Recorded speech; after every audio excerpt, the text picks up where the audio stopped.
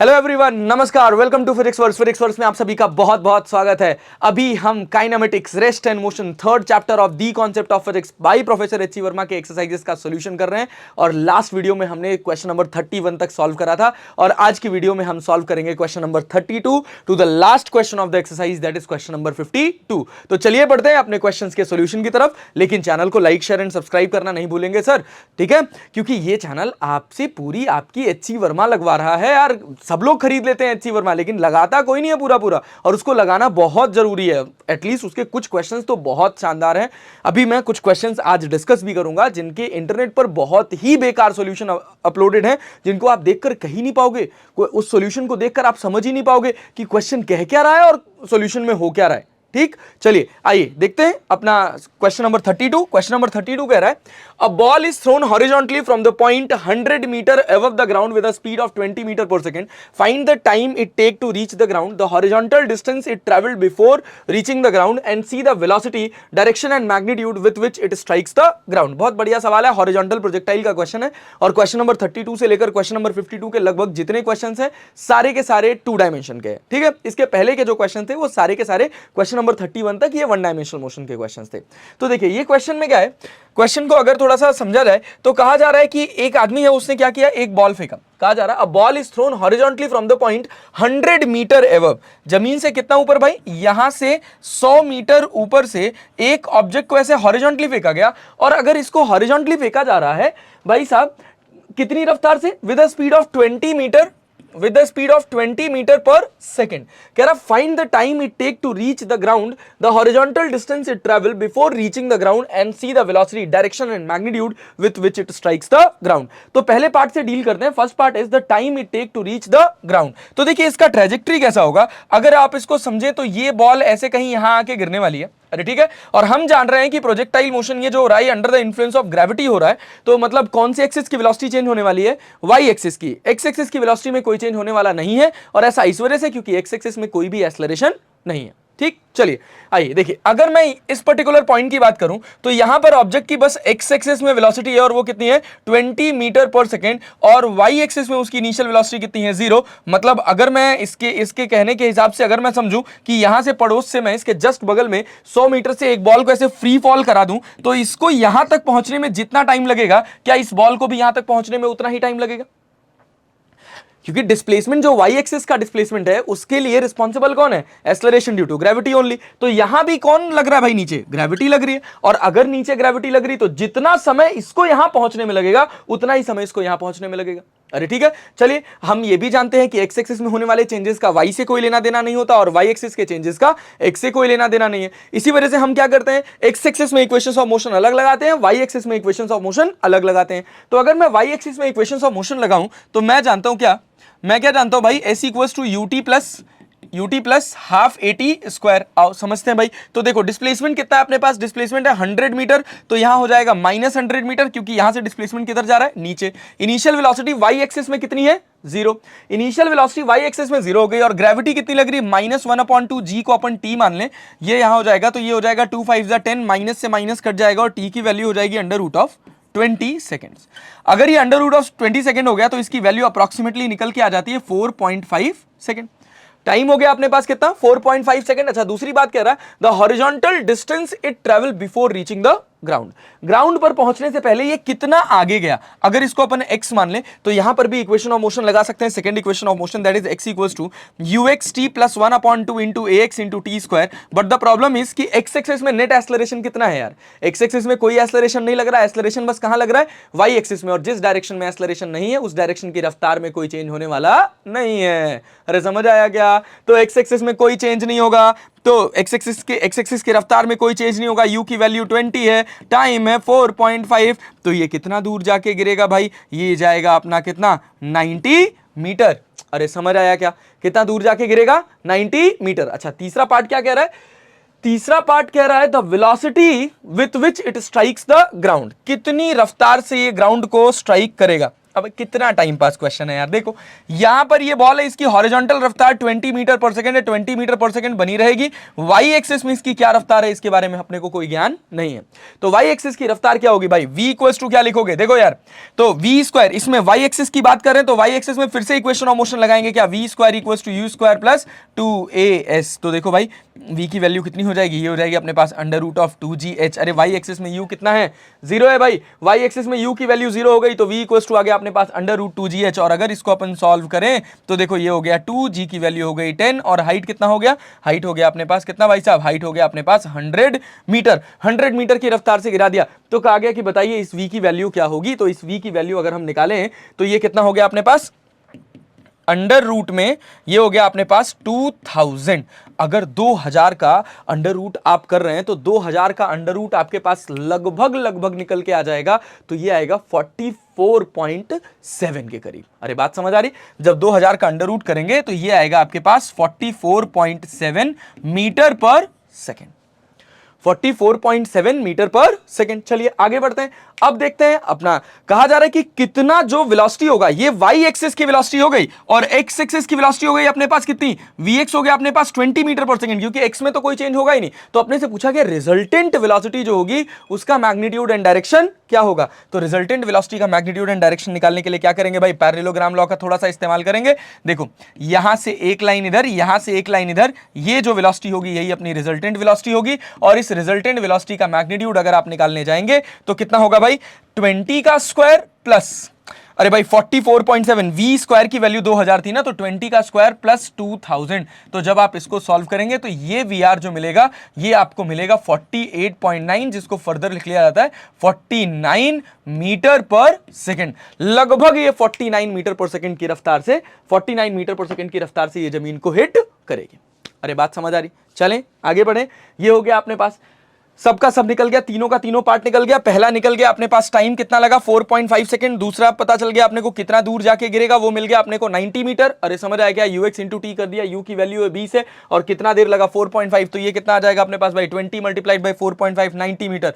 तीसरा कह रहा था रिजल्टेंट वेलोसिटी का मैग्नीट्यूड एंड डायरेक्शन निकालो, तो भाई एक्स एक्सिस की वेलोसिटी जो इनिशियल थी वही फाइनल रहेगी, क्योंकि एक्स एक्सिस के एक्सेलरेशन में, एक्स एक्सिस में एक्सेलरेशन नहीं है, और अगर एक्स एक्सिस में एक्सेलरेशन नहीं है तो एक्स एक्सिस की रफ्तार में कोई चेंज होने वाला नहीं है। और अगर x की रफ्तार में कोई चेंज नहीं होगा तो यहां 20 था तो यहां भी क्या रहेगा 20। y एक्सिस की वेलोसिटी बदल जाएगी और उस vy को निकालने के लिए हमने क्या करा, y एक्सिस में इक्वेशंस ऑफ मोशन लगा दिया, that is third equation of motion.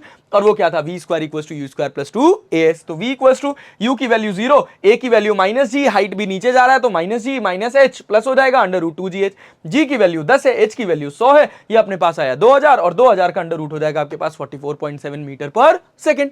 ठीक, अब दूसरी बात कह रहा भाई रिजल्टेंट वेलोसिटी का मैग्नीट्यूड बता दो। तो रिजल्टेंट वेलोसिटी का मैग्नीट्यूड कितना हो गया, इधर हो गया अपने पास 20 का स्क्वायर और इधर 44.7 का स्क्वायर करोगे तो 2000 तो आएगा, तो 2000 प्लस 20 का स्क्वायर करोगे यार 400, 2400 हो जाएगा। 2400 का जो अंडर रूट मिलेगा आपको वो कितना मिलेगा, 48.9, अप्रॉक्सीमेटली 49 मीटर पर सेकेंड। अरे समझ आया क्या, ये हो गया अपने पास वेलोसिटी का मैग्नीट्यूड। अब आखिरी चीज बच गई जिसको बोलते हैं डायरेक्शन। तो देखो डायरेक्शन, अगर एक्स एक्सिस से इस एंगल को अल्फा मान लिया जाए तो हम क्या कह सकते हैं यार, तब हम क्या कह सकते हैं, दैट इज tan अल्फा, और वो बराबर हो जाएगा परपेंडिकुलर अपॉन बेस। और परपेंडिकुलर की वैल्यू है अपने पास कितनी, परपेंडिकुलर की वैल्यू कितनी है 44.7, ये हो जाएगा अपने पास 44.7 डिवाइडेड बाई बेस की वैल्यू कितनी है 20, तो alpha will be equal to tan inverse 44.7 divided by 20, ये अपने पास आ गया अल्फा। अरे ठीक है, चलें आगे बढ़ा जाए, आइए देखते हैं अपना दूसरा question, that is question number 33। कह रहा है a ball is thrown at speed of 40 metre per second at an angle of 60 degree, at an angle of 60 degree with the horizontal, find the maximum height reached and the range of the ball, take g equals to 10 meter per second square। अरे सस्ता सवाल यार। देखो ये सवाल में क्या है भाई, ये रहा अपने पास x एक्सिस, ये रहा अपने पास y एक्सिस, और इसमें अपन एक बॉल फेंक रहे हैं, कितनी रफ्तार से, कहां से फेंक रहे हैं, ball is throne balloon at speed of 40 meter per second, 40 meter per second at an angle of 60 degree with the horizontal कह रहा मैक्सिमम हाइट बताइए कितना होगा, तो 40 का जो कंपोनेंट इधर आएगा वो हो जाएगा ux और उसकी वैल्यू 40 cos 60 और जो इधर जाएगा वो क्या हो जाएगा 40 sin 60। तो यहां से मैं डायरेक्टली ux की वैल्यू अगर लिख दूं cos 60 की वैल्यू हो जाएगी 1/2 तो that is 20 metre per second, और अगर uy लिख दिया जाए तो ये कितना हो जाएगा 40 sin 60 की वैल्यू होती है √3/2 तो ये हो जाएगा 20√3 मीटर पर सेकेंड। मेरे से कह रहा मैक्सिमम हाइट बताओ, तो मैक्सिमम हाइट का अपन सस्ता सा फॉर्मूला जानते हैं यार, दैट इज uy²/2g। अरे ठीक है यार, कितना डिटेल में प्रोजेक्टाइल मोशन पढ़ा है, इससे बहुत शानदार क्वेश्चन तो हमने अपने लेक्चर में लगा रखे हैं यार। और अगर तुम लेक्चर पढ़ के आ रहे हो ना यहाँ पे यार, तो पूरी एचसी वर्मा में तुमको 2 से 3 सवाल मिलेगा जिसमें तुमको मेहनत करनी पड़ेगी, जिसमें थोड़ा सा तुमको दिमाग लगाना पड़ेगा, अदरवाइज सारा का सारा क्वेश्चन तुम अपने आप से कर सकते हो। अरे ठीक है, फिर भी मैं यहां हेल्प करने के लिए अवेलेबल हूं थ्रू आउट। किसी भी क्वेश्चन में तुमको लैग लगेगा वो उसका हर एक डाउट का क्लियर सॉल्यूशन तुमको इस वीडियोस में मिल जाएगा। कोई भी एक ऐसा क्वेश्चन नहीं होगा जो किसी भी तरह से आपको कॉम्प्लेक्स करेगा, एकदम NEET and clean crystal clear solution. ठीक, चलिए आइए आगे बढ़ते हैं। तो uy²/2g, ui की वैल्यू है 20√3, 20√3 का स्क्वायर करेंगे तो ये हो जाएगा 20 × 20 × 3 डिवाइडेड बाई 2 इंटू जी की वैल्यू 10, इससे ये कट जाएगा तो कितना आएगा 60 metre. Maximum height will be equal to 60 metre. अरे समझ आया क्या? और क्या पूछ रहा आपने से, हॉरिजॉन्टल रेंज, तो रेंज का फॉर्मूला अपन जानते हैं 2ux uy/g। 2ux कितना हो गया यार, ux की वैल्यू हो गई 40 cos 60, 40 cos 60 अपन कितना निकाले हैं 40 cos 60 20 निकाले हैं, uy की वैल्यू निकाले हैं अपन कितना 20√3 और g की वैल्यू हमने कितनी माननी है 10, इससे ये कट जाएगा तो अपने पास कितना आ जाएगा 2 2 4 4 2 8 दैट इज 80√3। रेंज आ गया अपने पास 80√3 मीटर।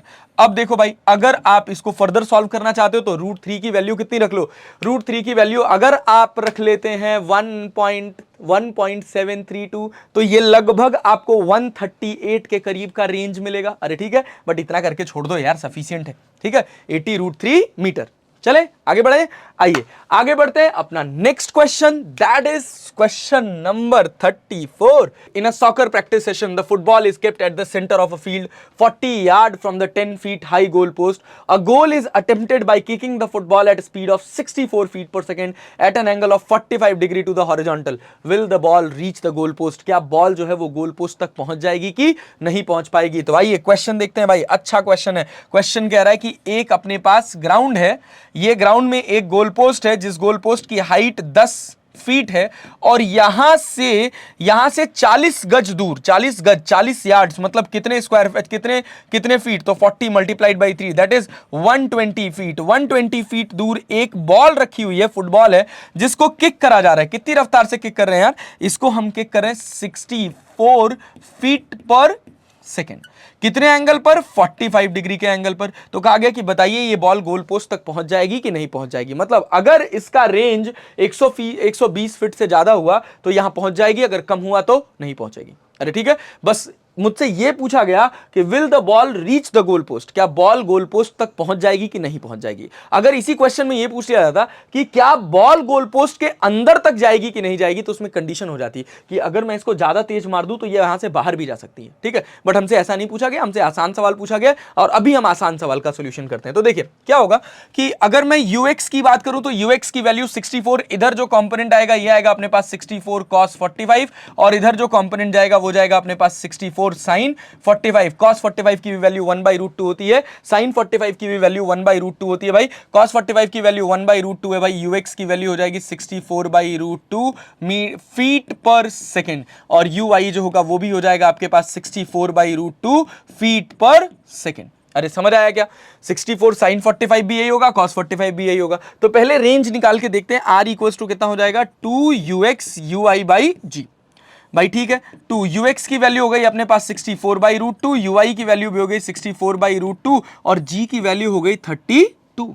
अरे समझ आया क्या, g की वैल्यू हो गई अपने पास 32। क्यों? क्योंकि g जो होता है वो 32 फीट पर सेकेंड स्क्वायर होता है। अगर हम फीट में देखें तो वैसे तो 9.8 या 10 मीटर पर सेकंड स्क्वायर होता है, ऐसे क्या हो गया 32 फीट पर सेकंड स्क्वायर अप्रोक्सीमेटली। तो देखो भाई यहां से जो रेंज निकल के आएगा वो कितना निकल के आएगा यार, इस दो से ये दो कट जाएगा और यहां से 32 से अगर इसको सॉल्व करेंगे तो ये कितना हो जाएगा 32 मल्टीप्लाइड बाई 2 करोगे तो ये कितना हो जाएगा 2 हो जाएगा, और 64 मल्टीप्लाइड बाई 2 हो जाएगा 2 4 जा 8 एंड 2 6 जा 12, दैट इज 128 फीट। वाह बहुत बढ़िया भाई साहब। गैप कितना था, गैप था 120 फीट, गैप कितना था 120 फीट, और ये गया कितना रेंज 128 फीट, मतलब इस गोल पोस्ट के अंदर चला जाएगा। अरे बात समझ आ रही, गोल पोस्ट तक पहुंच जाएगा। अंदर जाने के लिए कॉन्सेप्ट ये है कि जब ये 120 फीट पर होगा, अगर उसकी हाइट 10 फीट से ज्यादा हो गई, अगर उसकी हाइट 10 फीट से ज्यादा हो गई तो भाई साहब क्या होगा, ये गोल पोस्ट के अंदर नहीं जाएगा, तब बाहर चला जाएगा। बढ़िया सवाल है। पहला सवाल तो ठीक है कि क्या ये रीच कर पाएगा, मतलब गोल पोस्ट तक पहुंच पाएगा कि नहीं पहुंच पाएगा। तो सिंपल सा फंडा, अपन रेंज निकाले दैट इज 128 फीट निकल गया है भाई साहब, और ये जो था ये 120 फीट था, 128 फीट गया, मतलब गोल पोस्ट तक चला गया। ठीक, अब दूसरा सवाल कि गोल पोस्ट के अंदर जाएगा कि नहीं जाएगा। तो गोल पोस्ट के अंदर जाने के लिए भाई उसको इस पर्टिकुलर पॉइंट से 120 फीट से यहां पर जो इसकी वाई की वैल्यू होनी चाहिए ये 10 फीट से कम होनी चाहिए। अगर 10 फीट से कम होगी, अगर 10 फीट से कम होगी तभी ऐसा होगा, अदरवाइज होने वाला नहीं है। तो आइए चेक कर लेते हैं इसी क्वेश्चन का थोड़ा सा advance version, that is y equals to, एक फॉर्मूला पढ़ा होगा आपने प्रोजेक्टाइल मोशन में, ग्राउंड टू ग्राउंड प्रोजेक्टाइल में, y equals to x tan theta 1 minus x by r. तो देखते हैं y की वैल्यू यहां से निकालते हैं, x अपने पास है 120, tan 45 की वैल्यू हो जाएगी 1 माइनस 120 डिवाइडेड बाई 128। अरे समझ आया क्या, तो y की वैल्यू हो जाएगी 120, y की वैल्यू हो जाएगी 120 मल्टीप्लाइड बाई कितना भाई, मल्टीप्लाइड बाई 128, मतलब 8 बाई 128। अरे समझ आया क्या, 8 बाई 128। अरे ठीक है भाई, 120 को 8 टाइम्स मल्टीप्लाई करो, डिवाइडेड बाई 128 कर दो, तब भी ये जो वैल्यू आएगी ये 10 फीट से कम आएगी, और अगर 10 फीट से कम आएगी भाई तो ये गोल पोस्ट के अंदर पहुंच जाएगा। 8 से कट जाएगा ये, देखो 8 1 जा 8, 4 बच गया 48 हो गया, 8 6 जा, अब ये 16 हो गया। अब इसको सॉल्व करोगे तो देखो 16 10 जा 160 होता है भाई, यहां 120 ही करना है। अरे समझ आया क्या, इसको सॉल्व करोगे तो ये 10 फीट से कम आएगा, और 10 फीट से कम आ रहा है और 128 फीट जा रहा है, मतलब वो गोल पोस्ट के अंदर भी बॉल चली जाएगी। अरे समझ आया, चल आजा अगला क्वेश्चन देखते हैं यार। नेक्स्ट क्वेश्चन कह रहा है क्वेश्चन नंबर 35, बहुत ही बढ़िया बहुत ही आसान सवाल, जिसको एच.सी. वर्मा साहब ने इतनी बढ़िया गेम के थ्रू प्रेजेंट किया है। बचपन में आप लोग का तो पता नहीं, लेकिन हम लोग बचपन में बहुत कंचे खेले हैं। अरे ठीक है, चलिए देखिए कह रहा, a popular game in Indian village is goli which is played with small glass ball called goalies. The goalie of one player is situated at distance of 2 meters from the goalie of the second player. This second player has to project his goalie by keeping the thumb of the left hand at the place of his goalie, holding the goalie between his 2 middle fingers and making the throw. If the projected goalie hit the goalie of the first player, the second player wins. If the height from which the goalie is projected is 19.6 centimeter from the ground and the goalie is to be projected horizontally, with what speed should it be projected so that it directly hit the stationary goalie without falling on the ground earlier? अरे ठीक है, देखो क्या कह रहा है, बढ़िया question, कि एक अपने पास यहाँ पे एक मार्बल रखी हुई, कंचा जिसको बोलते हैं, गोली जिसको बोलते हैं भाई, अलग अलग जगह पे अलग अलग नाम से जाना जाता है इसको। यहाँ पे एक कंचा है, गोली है, और एक बंदा है वो यहां से कितना हाइट से, देखो भाई कितना हाइट दे रहा है, 19.6 सेंटीमीटर की हाइट से एक कंचे को फेंक रहा है। कहा गया कितनी रफ्तार से फेंके, कि ये जो गैप है ये कितने दूर रखा हुआ है भाई, it is placed at the goli of one player is situated at distance of 2 metre from the goli of the second player, ये यहां से 2 मीटर दूर रखा गया। तो कहा गया कितनी रफ्तार से यहां से ये ऐसे हॉरिजॉन्टली प्रोजेक्ट करे कि ये बिना कहीं जमीन पे गिरे डायरेक्टली उसको हिट कर दे, और हिट कर देगा तो भाई ये खिलाड़ी जीत जाएगा।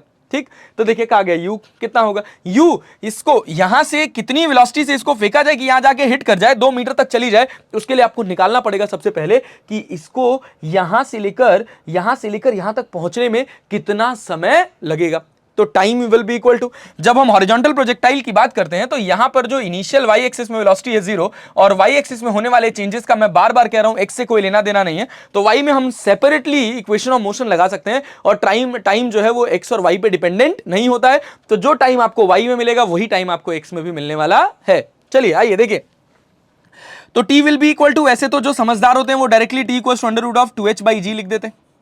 अरे लिख देते हैं यार, चलो कोई बात नहीं, अगर तुम्हें नहीं समझ आया तो y इक्वल्स टू ऐसे कर सकते हो uit plus 1/2 into ay into t square. y की वैल्यू हो गई अपने पास कितनी, 19.6 centimetre, that is 10 to the power -2। अरे ठीक है, 10 to the power -2 ui into t 0 हो गया, -1/2 g की वैल्यू हो गई 10 इंटू टी स्क्वायर। माइनस से ये y नीचे जा रहा था, माइनस माइनस कट जाएगा तो t की वैल्यू हो जाएगी अपने पास कितनी, ये हो जाएगा अपने पास 2 इंटू 19.6, अरे समझ आया, 2 into 19.6 into 10 to the power -2 divided by g की वैल्यू कितनी है 10। अच्छा चलो एक काम करते हैं, मुझे दिख रहा है 19.6 2 टाइम्स होता है 9.8 का, 19.6 जो है वो 2 टाइम्स है 9.8 का, तो हम ग्रेविटी को 10 ना मानकर अपनी कैलकुलेशन को आसान करने के लिए हम क्या मान लेंगे, हम इसको 10 ना मानकर हम इसको मान लेंगे क्या,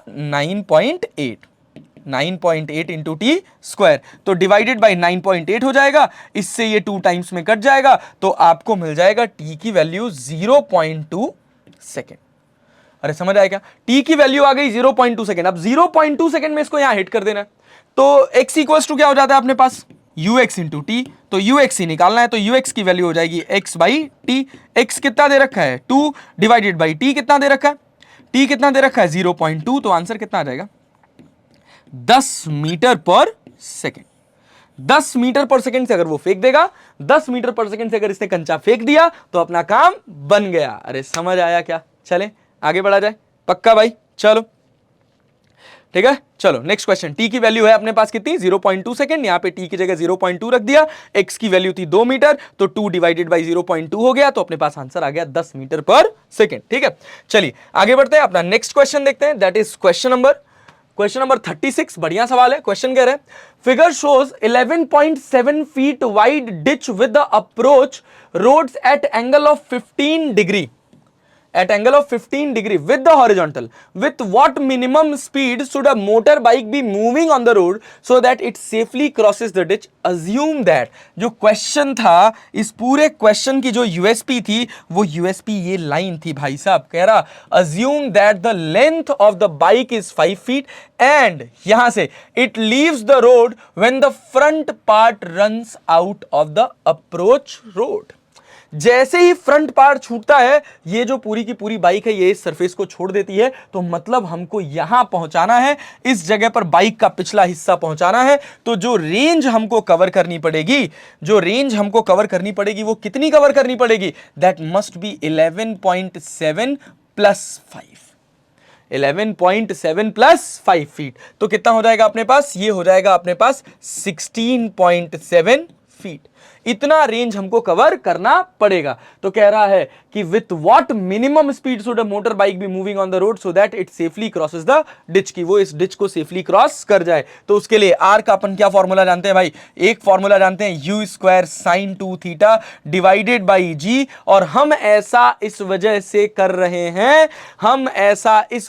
रहे हैं, क्यों, क्योंकि भैया ये एंगल 15 डिग्री है और 15 इंटू 2 जो होगा वो 30 डिग्री हो जाएगा। अरे समझ आया क्या, तो देखो रेंज की वैल्यू हो गई अपने पास 16.7, ये हो गया u स्क्वायर, ये हो गया साइन 30, और g की वैल्यू कितनी आ जाएगी, g की वैल्यू तुम यहां क्या रखोगे 32 फीट पर सेकेंड स्क्वायर, याद रखिएगा क्योंकि सारा डेटा किसमें चल रहा है, फीट में चल रहा है भाई। साइन 30 की वैल्यू कितनी हो जाती है, साइन 30 की वैल्यू हो जाएगी 1/2, तो u स्क्वायर जो मिलेगा आपको वो मिलेगा कितना, under root of 16.7 multiplied by 32 multiplied by 2, u will be equal to, square हटा देते हैं यहां से, तो अब इस u की वैल्यू कितनी आएगी यार, अगर इस u को अपन कैलकुलेट करेंगे तो इस u की वैल्यू लगभग हमें निकल कर आएगी 32.7, क्या निकल के आएगा 32.7, तो इस u की वैल्यू आ जाएगी यहां से कितनी 32.7 फीट पर second.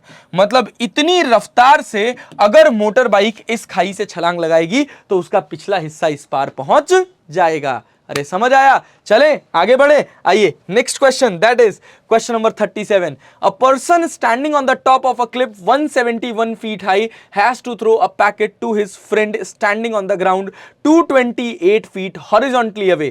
If he throws the packet directly aiming at the friend with speed of 15 feet per second, how short will the packet fall? जो पैकेट है वो कितना पहले गिर जाएगा। तो देखिए कुछ है नहीं क्वेश्चन में, कह रहा है कि एक सरफेस है, इस सरफेस से कितने फीट ऊपर, 171 फीट ऊपर एक बॉल को हॉरिजॉन्टली प्रोजेक्ट कर, नहीं, throws a packet to his friend standing on the ground. यहां से कितनी दूर, 228 मीटर दूर एक लड़का खड़ा है, डायरेक्टली इसकी तरफ ऐसे प्रोजेक्ट कर दिया, ऐसे फेंक दिया। कहा कि अगर इसने इसके डायरेक्टली इसकी तरफ फेंका तो बताइए बॉल उससे, ये जो भी पैकेट है, फूड पैकेट है या जो भी है, या person standing on the dog throws the packet, ये जो भी पैकेट है ये उससे कितना पहले गिर जाएगा, कहीं यहां जाके गिर जाएगा यार। अरे ठीक है भाई, कितनी रफ्तार से फेंक रहा है, क्या ये क्वेश्चन में दे रखा है? अरे भाई कितनी रफ्तार से फेंक रहा है, 15 फीट पर सेकेंड, ये फेंक रहा है 15 फीट पर सेकेंड। तो इससे हमको ये एंगल पता चल जाएगा theta, that will be equal to perpendicular upon base. तो tan theta that will be equal to perpendicular, that is 171 divided by 228, 171 divided by 228। अच्छा, जब इसको सॉल्व करोगे 171 डिवाइडेड बाई 228, तो ये आपको मिलेगा लगभग 3/4 के रेशियो में। किसको रेशियो में? 3/4। अच्छा भाई साहब देखो, 3 से ये कट जाएगा ना, कितना मिला, 3 से ये हो जाएगा अपने पास 15, 21, 27 इंटू 3 दैट इज 170 सॉरी, ये कितना हो जाएगा, 3 से अगर इसको देखेंगे तो 3 5 जा 15 और 15 57 इंटू 3 दैट इज 171, और इसमें अगर 57 ऐड कर देंगे तो भाई ये कितना हो जाएगा, 228। अरे क्लियर है? तो भैया ये अपने पास क्या मिल गया, 3/4। तो यहां से थीटा की वैल्यू कितनी आ गई, यहां से थीटा की वैल्यू आ गई 37 डिग्री। मतलब ये जो एंगल होगा अपने पास ये होगा 37 डिग्री। बहुत बढ़िया, ये 37 है तो क्या ये भी 37 हो जाएगा। मतलब अब मैं इसके दो कंपोनेंट कर दूं, इधर आ जाएगा अपने पास 15 cos 37 और इधर चला जाएगा अपने पास क्या, 15 sin 37। ठीक, 15 cos 37 की वैल्यू 4/5, तो ये हो जाएगा अपने पास 4/5, ये हो जाएगा अपने पास 12। अरे ठीक है, cos 37 4/5, 5 3 4 जा 12, और ये हो जाएगा 15 sin 37 की वैल्यू दैट इज 3/5, तो ये हो जाएगा 9 मीटर पर सेकेंड। ठीक, 9 फीट पर सेकेंड, सॉरी,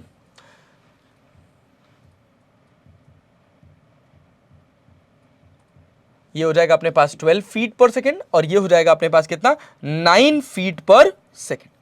सवाल कह रहा है how short will the packet fall, packet जो कितना पहले गिर जाएगा। तो कितना पहले गिर जाएगा ये निकालने के लिए, रेंज निकालने के लिए आपको टाइम ऑफ फ्लाइट पता होना चाहिए।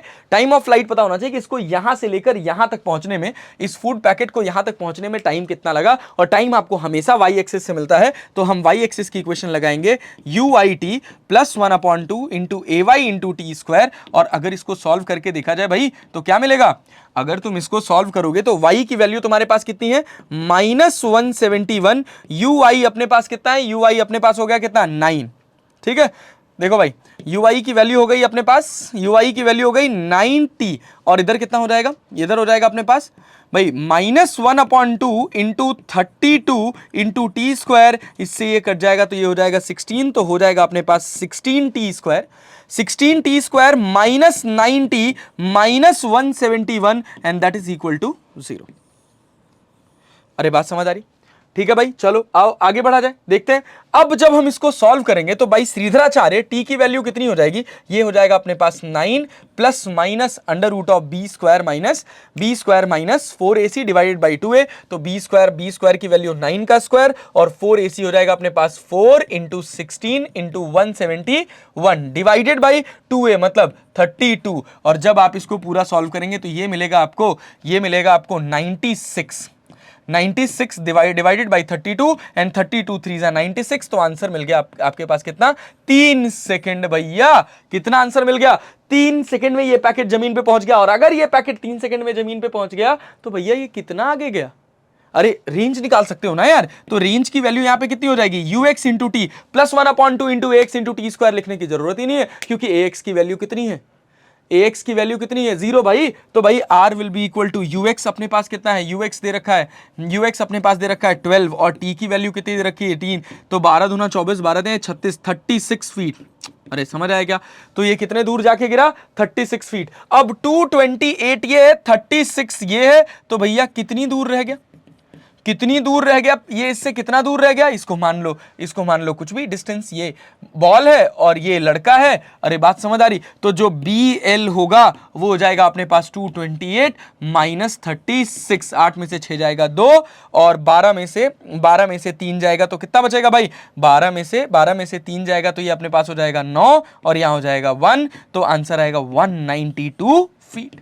192 फीट चल के आएगा तब उसको फूड पैकेट मिलेगा। अगर उसने कैसे फेंका, just directed towards the person, अगर इसने फूड पैकेट इसी की तरफ डायरेक्ट करके फेंक दिया तो यहां पैकेट गिरा, तो यहां पहुंचाने के लिए इसको या तो हॉरिजॉन्टल फेंकना पड़ेगा, अरे समझ आया क्या, या तो ऊपर करके फेंके। अब उसके लिए भी रफ्तार होगी अलग अलग कंडीशन पे, अलग अलग एंगल पे, ठीक है। चलें आगे बढ़ा जाए, चलिए बढ़ते हैं अपने नेक्स्ट क्वेश्चन की तरफ। अपना नेक्स्ट क्वेश्चन कह रहा है दैट इज क्वेश्चन नंबर 38। बढ़िया सवाल कहा जा रहा है, a ball is projected from a point on the floor with the speed of 15 meter per second at an angle of 60 degree, at an angle of 60 degree with the horizontal. Will it hit a vertical wall 5 meter away from the point of projection and perpendicular to the plane of projection without hitting the floor? Will the answer differ if the wall is 22 meter away? आइए देखते हैं answer differ करेगा कि नहीं करेगा। अरे भाई बहुत ही साधारण सवाल है ये। कहा गया कि a ball is projected from the point on the floor with the speed of 15 metre per second, 15 metre per second से फेंके, कितने एंगल पर भैया, कितने एंगल पर फेंक रहे हो, 60 डिग्री के एंगल पर फेंक रहे हो with the horizontal. Will it hit a vertical wall 5 metre away from the point of projection. Point of projection से कितना दूर है भाई, 5 मीटर दूर है एक वॉल है, क्या इसको डायरेक्टली हिट कर पाएगा? डायरेक्टली हिट कर पाएगा, ये निकालने के लिए आपको कुछ खास करने की जरूरत नहीं है, रेंज निकालो ना। रेंज की वैल्यू कितनी होती है 2ux ui by ji. 2ux की वैल्यू कितनी है, इस 15 का जो कंपोनेंट इधर आएगा वो क्या होगा 15 cos 60 और जो कंपोनेंट इधर जाएगा वो क्या होगा 15 sin 60। ले भाई तो कितना हो गया 2 इंटू 15 cos 60, cos 60 की वैल्यू हो गई अपने पास कितनी 1/2 इंटू 15 sin 60 की वैल्यू हो गई √3/2 और g की वैल्यू हो गई अपने पास कितनी, अब यहां पर हम 10 मान सकते हैं क्योंकि अब हमारी कैलकुलेशन मीटर पर सेकेंड में वापस आ गई। तो देखिए इस 2 से ये 2 कट जाएगा, ठीक है। 15 इंटू 15 कितना हो जाएगा 225 divided by multiplied by √3 divided by 20। अरे समझ आया क्या? अब सोच इसको डिवाइड करेंगे, अगर हम इसको डिवाइड भी कर देंगे तो ये कितना हो जाएगा 225 को अगर अपन 20 से डिवाइड कर देंगे तो भाई तब भी तो 10 से ज्यादा आएगा ना यार। ये तो लगभग ये जो वैल्यू होगी भाई ये तो ग्रेटर देन 10 आएगा, मतलब हिट कर जाएगा।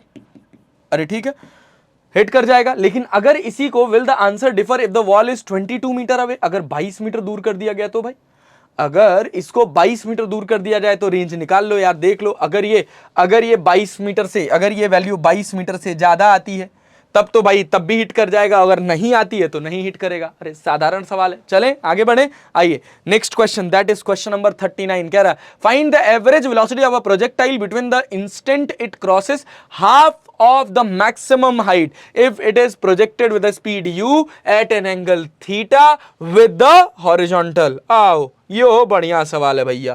क्या कह रहा है कि ये अपने पास x एक्सिस है, ये अपने पास y एक्सिस है, किसी ऑब्जेक्ट को u वेलोसिटी से थीटा एंगल पर फेंके हैं तो इसका जो ट्रेजेक्ट्री बनेगा वो कैसा बनेगा। अगर ट्रेजेक्ट्री बनाएंगे तो कुछ इस हिसाब की ट्रेजेक्ट्री बनेगी भाई साहब। ये इसका हो गया h, ये इसका हो गया h/2, ये भी हाइट हो गई h/2। देखिए अब समझने वाली बात यह है कि जब h/2 पर हम बात कर रहे हैं तो यहां पर जो रफ्तार होगी वो v इधर होगी और यहां पर जो रफ्तार होगी v इधर होगी। इस u का जो कंपोनेंट इधर आएगा वो होगा u cos थीटा और इधर जो कंपोनेंट आएगा वो होगा u sin थीटा। इस v का जो कंपोनेंट इधर आएगा वो होगा u cos थीटा, इस v का भी जो कंपोनेंट इधर आएगा वो होगा u cos थीटा, क्योंकि x एक्सिस की वेलोसिटी में कोई चेंज होने वाला नहीं है। y एक्सिस की वेलोसिटी में चेंज होगा भाई साहब, यहां होगा v डैश तो यहां भी होगा क्या v डैश, इधर जितना प्लस में इधर उतना माइनस में। और अगर तुम ध्यान से देखो तो y एक्सिस में नेट डिस्प्लेसमेंट कितना है 0। अगर y एक्सिस में नेट डिस्प्लेसमेंट 0 है भाई, एवरेज डिस्प्लेसमेंट 0 है, अरे बात समझ आ रही? तो एवरेज वेलोसिटी भी क्या होगा? Zero. Average velocity equal to क्या होता है? Displacement upon time. जब यहां से चला और h/2 से चला, h/2 पे ही पहुंच गया, तो y एक्सिस में कोई डिस्प्लेसमेंट नहीं हुआ, और y एक्सिस में अगर नेट डिस्प्लेसमेंट जीरो है तो y एक्सिस में एवरेज वेलोसिटी क्या होगी? जीरो। एक्स एक्सिस में यहां वेलोसिटी क्या थी? u cos theta. यहां भी क्या थी? u cos theta. कांस्टेंट है ना यार, और अगर कांस्टेंट है तो एक्स एक्सिस की एवरेज वेलोसिटी भाई थ्रू आउट टाइम अगर u cos थीटा से ही जा रहा है तो एवरेज वेलोसिटी भी कितनी रहेगी? u cos theta. मैं यहां से गोरखपुर तक 40 किलोमीटर पर आवर से ही जा रहा हूं, ना तो मेरी स्पीड घटी ना तो मेरी स्पीड बढ़ी, तो मेरी एवरेज रफ्तार भी कितनी रहेगी? 40 किलोमीटर पर आवर। अरे ठीक है, इसमें कौन सी खास बात है यार? तो जब तुम v एवरेज की बात करोगे तो ये कौन सी एक्सिस में आएगा? x एक्सिस में आएगा, और इसकी वैल्यू कितनी होगी? इसकी वैल्यू होगी u cos थीटा। अरे इसमें कोई खास बात नहीं है, it is a very easy question. चले आगे बढ़े। आइए question number 39, question number 40। Question number 40 कह रहा, ball is dropped from a plane flying horizontally with a uniform speed so that the bomb will explode vertically below the plane. Is that statement true if the plane flies with uniform speed but not horizontally? आइए बढ़िया है, देखिए statement based सवाल है। कहा गया कि ये अपने पास एक हॉरिजॉन्टल लाइन है, ये अपने पास एक हवाई जहाज है। ऐसे कुछ होती होगी हवाई जहाज? अरे भाई कुछ ज्यादा ही खतरनाक बना दिया। हवाई जहाज कैसे बनती है? ऐसे बनती है, ऐसे बनती है। अरे बना तो, हाँ हवाई जहाज बन गया। अरे भाई साहब बहुत बढ़िया, ये हो गया अपने पास हवाई जहाज। अगर ये हॉरिजॉन्टली उड़ रही है, कितनी रफ्तार से? कोई भी यूनिफॉर्म रफ्तार से हॉरिजॉन्टली उड़ रही है, और इसने एक फूड पैकेट ड्रॉप किया। अरे बात समझ आ रही? कह रहा कुछ भी ड्रॉप किया इसने, बॉम्ब ड्रॉप कर दिया यार। A bomb is dropped from the plane flying horizontally with uniform speed so that the bomb will explode vertically below the plane. अरे समझ आया क्या इसके? अब जब ये यहां से बॉम्ब छूटा तो इसकी मान ली कि वाई एक्सिस में रफ्तार कितनी है? जीरो, लेकिन एक्स एक्सिस में रफ्तार कितनी रहेगी? यू। जस्ट इसने ड्रॉप किया, तो ड्रॉप किया तो उस समय प्लेन की रफ्तार जो थी इनर्शिया की वजह से वही रफ्तार तो इस तक ट्रांसफर होगी ना भाई। तो अगर ये यू से चल रहा था तो बॉम्ब भी तो हॉरिजॉन्टली यू से चल रहा था। अब ये प्लेन आगे जा रही है, ये यहां आगे जा रहा है। अरे ठीक है भाई, प्लेन भी यू रफ्तार से आगे जा रही है, ये भी यू रफ्तार से आगे जा रहा है। अगर इसके एनालिटिकल ऑब्जर्वेशन की बात करें तो ग्रेविटी भाई जी में लग रही है। ग्रेविटी किस में लग रही है? जी में लग, वाई एक्सिस में लग रही है। और अगर ग्रेविटी वाई एक्सिस में लग रही है, जी में नहीं लग रही है, वाई एक्सिस में लग रही है, और अगर ग्रेविटी वाई एक्सिस में लग रही है तो केवल वाई एक्सिस की रफ्तार में चेंज होगा, एक्स एक्सिस की रफ्तार में चेंज नहीं होगा। अरे समझ आया क्या? तो अगर केवल वाई एक्सिस की रफ्तार में चेंज हो रहा है, एक्स एक्सिस की रफ्तार में कोई चेंज नहीं हो रहा, तो एक्स में जितनी डिस्टेंस प्लेन चली उतनी ही डिस्टेंस तो ये चलेगा। अरे समझ आया? तो क्या होगा? अगर बॉम्ब यहां फटा तो जो अपनी प्लेन होगी वो भी यहीं होगी। अरे समझ आया क्या? ये प्लेन जो होगी वो भी यहीं आकर इसी के जस्ट नीचे ही होगी। ठीक है? अरे पल्ले पड़ा, तो सिंपल एनालिटिकल बेस्ड क्वेश्चन है। अगर तुम इसको प्रूव भी करना चाहो तो टाइम निकालो, इसको यहां से यहां तक आने में कितना समय लगा, तो t will be equal to √2h by g। इसको ये बम को यहां से यहां तक आने में लगा तो बम कितना आगे गया, that is x, that is equal to u into t हो जाएगा। अरे भाई तो ये डिस्प्लेसमेंट ऑफ बॉम्ब हो गया, डिस्प्लेसमेंट ऑफ बॉम्ब u, और t की वैल्यू √2h बाई g। अरे भाई जो डिस्प्लेसमेंट ऑफ बॉम्ब है वही तो डिस्प्लेसमेंट ऑफ प्लेन भी है, क्योंकि प्लेन की भी रफ्तार में, हॉरिजॉन्टल रफ्तार में कोई चेंज नहीं हो रहा है, तो t टाइम में प्लेन कितना आगे जाएगी? u √2h by g। अरे समझ आया क्या? अच्छा दूसरी बात क्या कह रहा है कि is the statement true if the plane flies with uniform speed but not horizontally. ले भाई अब प्लेन को अपन ऐसे उड़ा देते हैं, अगर इस प्लेन को ऐसे उड़ा दिया जाए तो क्या होगा? देखो भाई, इसको अगर किसी थीटा एंगल पर उड़ा दोगे, इसको u वेलोसिटी से, ये कितना एंगल है थीटा, तो इस u के कितने कंपोनेंट होंगे भाई? इस u के तब दो कंपोनेंट हो जाएंगे, एक इधर आ जाएगा u cos थीटा और एक इधर आ जाएगा कितना, u sin थीटा। तो ये बताओ समय के साथ क्या इस प्लेन की हॉरिजॉन्टल रफ्तार में कोई चेंज होगा क्या? अगर वो कांस्टेंट रफ्तार से इंक्लिनेशन से भी उड़ रही है तो आगे तो वो u cos थीटा से ही जा रही है ना, और ये जो बॉम्ब इसने फेंका ये भी आगे कितने से जा रहा है? एक्स एक्सिस में तो u cos थीटा से ही जा रहा है ना यार। तो जितना प्लेन का डिस्प्लेसमेंट x में होगा उतना ही तो इस बम का भी x में डिस्प्लेसमेंट होगा, तब भी वो कहां फटेगा भाई? उसी के नीचे। किसके नीचे? प्लेन के नीचे। तो भाई तब भी स्टेटमेंट सही होगा। अरे क्लियर है? चले आगे बढ़े। आइए अगला सवाल देखते हैं, अगला question. A boy standing on a long rail road car throws a ball straight upward. The car is moving on the horizontal road with an acceleration of 1 meter per second square and the projection velocity in the vertical direction is 9.8 meter per second. How far behind the boy will the ball fall on the car? कहां गिरेगी?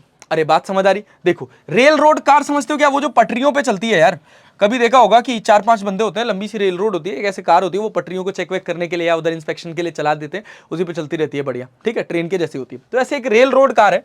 इस rail road car पर ये अपने पास एक rail road car है।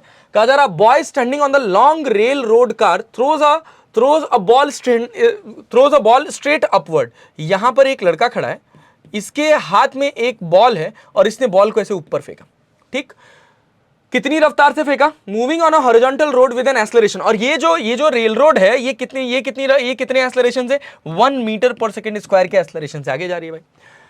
And the projection velocity in the vertical direction, इसको vertical direction में फेंका कितने से? 9.8 मीटर पर सेकंड से, ठीक। कह रहा how far behind the boy will the ball fall on the car. Car पर ये बॉल बच्चे से कितना पीछे जाकर गिरेगी, ठीक। तो देखो उसके लिए हमको क्या करना पड़ेगा? उसके लिए अपने को टाइम ऑफ फ्लाइट निकालना पड़ेगा कि टाइम ऑफ फ्लाइट क्या होगा, ठीक। तो टाइम ऑफ फ्लाइट निकालने के लिए t will be equal to under root of, अरे टी की वैल्यू कितनी होती है? टाइम ऑफ फ्लाइट की टोटल वैल्यू कितनी होती है? 2u(y) बाई जी। तो 2u(y) की वैल्यू कितनी हो गई? 9.8 और g की वैल्यू 9.8 मान लेंगे, इससे ये कट जाएगा। तो आंसर कितना है? 2 सेकंड तक। 2 सेकंड तक ये हवा में रही। अच्छा, जब ये प्लेटफॉर्म की बात करी जा रही तो इसका acceleration 1 metre per second square था, लेकिन ये चल रही थी, इसकी इनिशियल वेलोसिटी का कोई ज्ञान नहीं था, तो इनिशियल वेलोसिटी कितनी मान ली हमने? u। अब देखो जब मैं एक रेल रोड पे हूं और वो रेल रोड की एक इंस्टेंट पर इनिशियल वेलोसिटी u है और मैंने ऐसे बॉल को ऊपर फेंका, तो भाई जैसे मैंने बॉल को ऊपर फेंका, फेंकते टाइम अगर मैं 9.8 मीटर पर सेकंड से ऊपर फेंक रहा हूं तो उस समय उसकी 9.8 मीटर पर सेकंड ऊपर रफ्तार है और u रफ्तार कहां है? आगे। अब बॉल ऊपर गई और पलटी मार के वापस आई, जितनी देर में वापस आई वो समय लगा 2 सेकंड, तो उतनी देर में बॉल की कुछ हॉरिजॉन्टल रफ्तार भी तो थी यार, और कितनी थी? u थी। अरे भाई बॉल डिटैच हो गई, एक्सेलरेशन थोड़ी ट्रांसफर हो गया, क्या ट्रांसफर हुआ? वेलोसिटी, हॉरिजॉन्टल वेलोसिटी ट्रांसफर हो गई। अरे ठीक है, बॉल डिटैच हो गया, लेकिन कार अभी भी कितने से जा रही है? 1 मीटर पर सेकंड स्क्वायर के एक्सेलरेशन से, अरे जा रही है भाई। तो देखो displacement of ball in x axis कितना होगा? That will be equal to u into 2। अरे समझ आया क्या? ut plus half a t square, a axis में कोई एक्सेलरेशन है नहीं। अच्छा, जब मैं कार्ट की बात करूंगा या रेल रोड कार की बात कर रहा हूं तो ये कितने से जा रही है? ut plus half a t square. तो टाइम कितना लगा? 2 प्लस 1/2, एक्सेलरेशन हो गया 1 इंटू टी स्क्वायर। कितना समय? 2 सेकंड का स्क्वायर। चलो भाई ये हो गया अपने पास। और कहा जा रहा है कि कितना पहले गिर जाएगी, that is xc minus xb। तो इसकी वैल्यू कितनी हो जाएगी? 2u plus 1/2 into 2 minus 2u। तो 2u से 2u कट जाएगा, इस 2 से ये 2 कट जाएगा, आंसर आ जाएगा आपके पास 2 metre. Wow, very nice question. देखने में ये एक लाइन में सवाल लग गया, बट ये सवाल अच्छा क्वेश्चन है। इन क्वेश्चंस को कॉन्सेप्चुअल क्वेश्चंस में गिना जाता है कि अगर मैं एक एक्सेलरेटेड प्लेटफॉर्म से एक बॉल को ऊपर फेंक रहा हूं, ठीक, तो जब बॉल मेरे हाथ से डिटैच हो रही है तो उस बॉल का क्या ट्रांसफर हो रहा है? एक्सेलरेशन की वेलोसिटी। तो आंसर है वेलोसिटी। एक्सेलरेशन ट्रांसफर नहीं होता है। अरे बात समझ आ रही? ये कॉन्सेप्ट सिखाने के लिए ये शानदार सा question, that is question number 41 यहां पर दिया गया था। ठीक है, चलिए आइए अपन बढ़ते हैं अपने next question, that is question number 42। Question number 42 it is also a decent type question, कई किताबों में ये देखने को मिल जाता है। और कह रहा है कि a staircase contain 3 steps each 10 centimetre high and 20 centimetre wide. Figure 3E9। ये क्या है? 10 सेंटीमीटर इसकी हाइट है। ये जो हाइट है ये 10 सेंटीमीटर है भाई, ठीक है, और इसकी जो विड्थ है ये 20 सेंटीमीटर है। तो मेरे से क्वेश्चन क्या पूछा गया?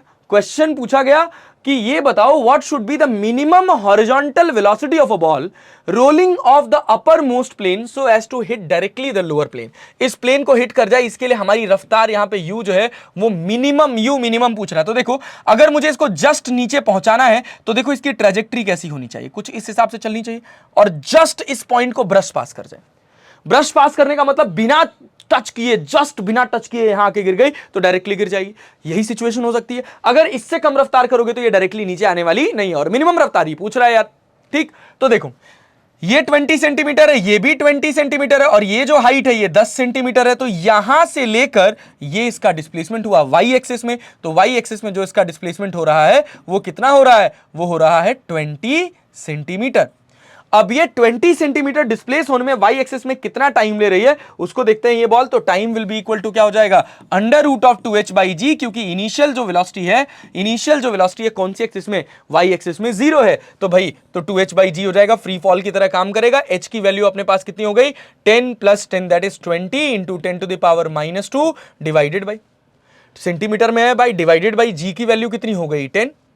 तो अब कितना हो जाएगा, T will be equal to अगर इसको सॉल्व करा जाएगा तो देखिए ये क्या मिल जाएगा अपने को, 2 इंटू 10 टू द पावर -4। तो अगर इसको आप सॉल्व करेंगे तो 2 2 जा 4, 4 बाहर आ जाएगा, तो ये हो जाएगा अपने पास 2 into 10 to the power -2 second. इतना समय लगा। अब इतना समय लगा तो इतने समय में बॉल जस्ट इस पॉइंट को पार कर जा रही है। तो रेंज का फॉर्मूला क्या होता है, आर इक्वल्स टू कितना हो जाएगा यहां पर, you x into T, you अपने को निकालना है। रेंज जो है वो कितनी है, 40 है। 40 कितना सेंटीमीटर, तो 40 इंटू, देखिए भाई 40 into 10 to the power, range हो गया अपने पास 40 into 10 to the power -2। U x की वैल्यू हो गई अपने पास कितनी, यू एक्स की वैल्यू नहीं पता, और टी हो गया अपने पास कितना, 2 इंटू 10 टू द पावर -2। इससे ये कट जाएगा और ये 2 से इधर हो जाएगा, तो ये कितना आ जाएगा, u x will be equal to कितना, 20 मीटर पर सेकेंड। अरे समझ आया क्या, x की वैल्यू आ गई अपने पास कितनी, 20 मीटर पर सेकेंड। क्लियर। अगर हम 20 मीटर पर सेकेंड से यहां से इसको फेंक दें तो यहां इसको जस्ट बिना पास किए गिर जाएगी। कुछ कैलकुलेशन एरर है क्या। 2h की वैल्यू हो गई 20 सेंटीमीटर, h की वैल्यू हो गई 20 इंटू 10 टू द पावर -2, ये 10 ऊपर जाएगा तो 10 टू द पावर -3, तो ये हो गया अपने पास 2 into 10 to the power -2 second, और r की वैल्यू हो गई यू एक्स इंटू टी। तो r अपने पास आ गया कितना, r की वैल्यू हो गई 20 सेंटीमीटर, ये 20 सेंटीमीटर, ये 40 into 10 to the power -2 that is equal to u x into, slight error, क्या एरर हो गया भाई, ये देखिए ये जो होगा आपके पास, ये कितना होगा, यहां पर आपकी जो वैल्यू होगी ये होगी भाई 2, ये प्लस 10 है ना, ये 10 से ये कट जाएगा, कितने टाइम्स में, 2 टाइम्स में, तो 2 into 10 to the power -1 answer आ जाएगा, ये 10 टू द पावर -2 है। तो t की value 2 into 10 to the power -1 है, तो यहां पे क्या बच जाएगा, -1 से जब हम इसको सॉल्व करेंगे, आइए इसको दोबारा सॉल्व कर देते हैं। तो r इक्वल्स टू हो गया अपने पास u x into t, r की वैल्यू अपने पास कितनी है, r की वैल्यू अपने पास 40 into 10 to the power -2, u x दे रखा है नहीं पता, t अपने पास दे रखा है 2 इंटू 10 टू द पावर -1, तो यू एक्स की वैल्यू आ गई कितनी भाई, ये हो गया अपने पास 0.4 डिवाइडेड बाई 0.2, तो इससे ये कट जाएगा, ये आ जाएगा अपने पास 2 मीटर पर सेकेंड। मतलब यूएक्स की वैल्यू आ गई 2 metre per second. This will be the minimum speed. अगर 2 मीटर पर सेकेंड से मैं इसको आगे प्रोजेक्ट कर दूं तो जस्ट इस वाले पॉइंट को ये ब्रश पास करके नीचे वाली स्टेयर पर पहुंच जाएगी, मतलब बिना टच किए पहुंच सकती है। अरे समझ आया, बढ़िया सवाल था। ठीक है, आइए आगे बढ़ते हैं अपने नेक्स्ट क्वेश्चन पर। नेक्स्ट क्वेश्चन कह रहा है, a person is standing on a truck moving with a constant velocity of 14.7 metre per second on a horizontal road. The man throws a ball in such a way that it returns to the truck after the truck has moved 58.8 meter. Find the speed and the angle of projection as seen from the truck as seen from the road. बढ़िया सवाल है, आइए देखते हैं question क्या कह रहा है भाई। क्वेश्चन कह रहा है कि अपने पास एक ट्रक है, भाई, अपने पास तो नहीं है, सवाल में ट्रक है, ये अपने पास एक ट्रक हो गई भाई। इस ट्रक पर एक आदमी खड़ा है और इसके हाथ में एक बॉल है। ये क्या कर रहा है, कह रहा है person is standing on a truck moving with a constant velocity, और ये जो ट्रक है ये 14.7 मीटर पर सेकेंड की कांस्टेंट रफ्तार से, मीटर पर सेकेंड की कांस्टेंट रफ्तार से आगे जा रहा है।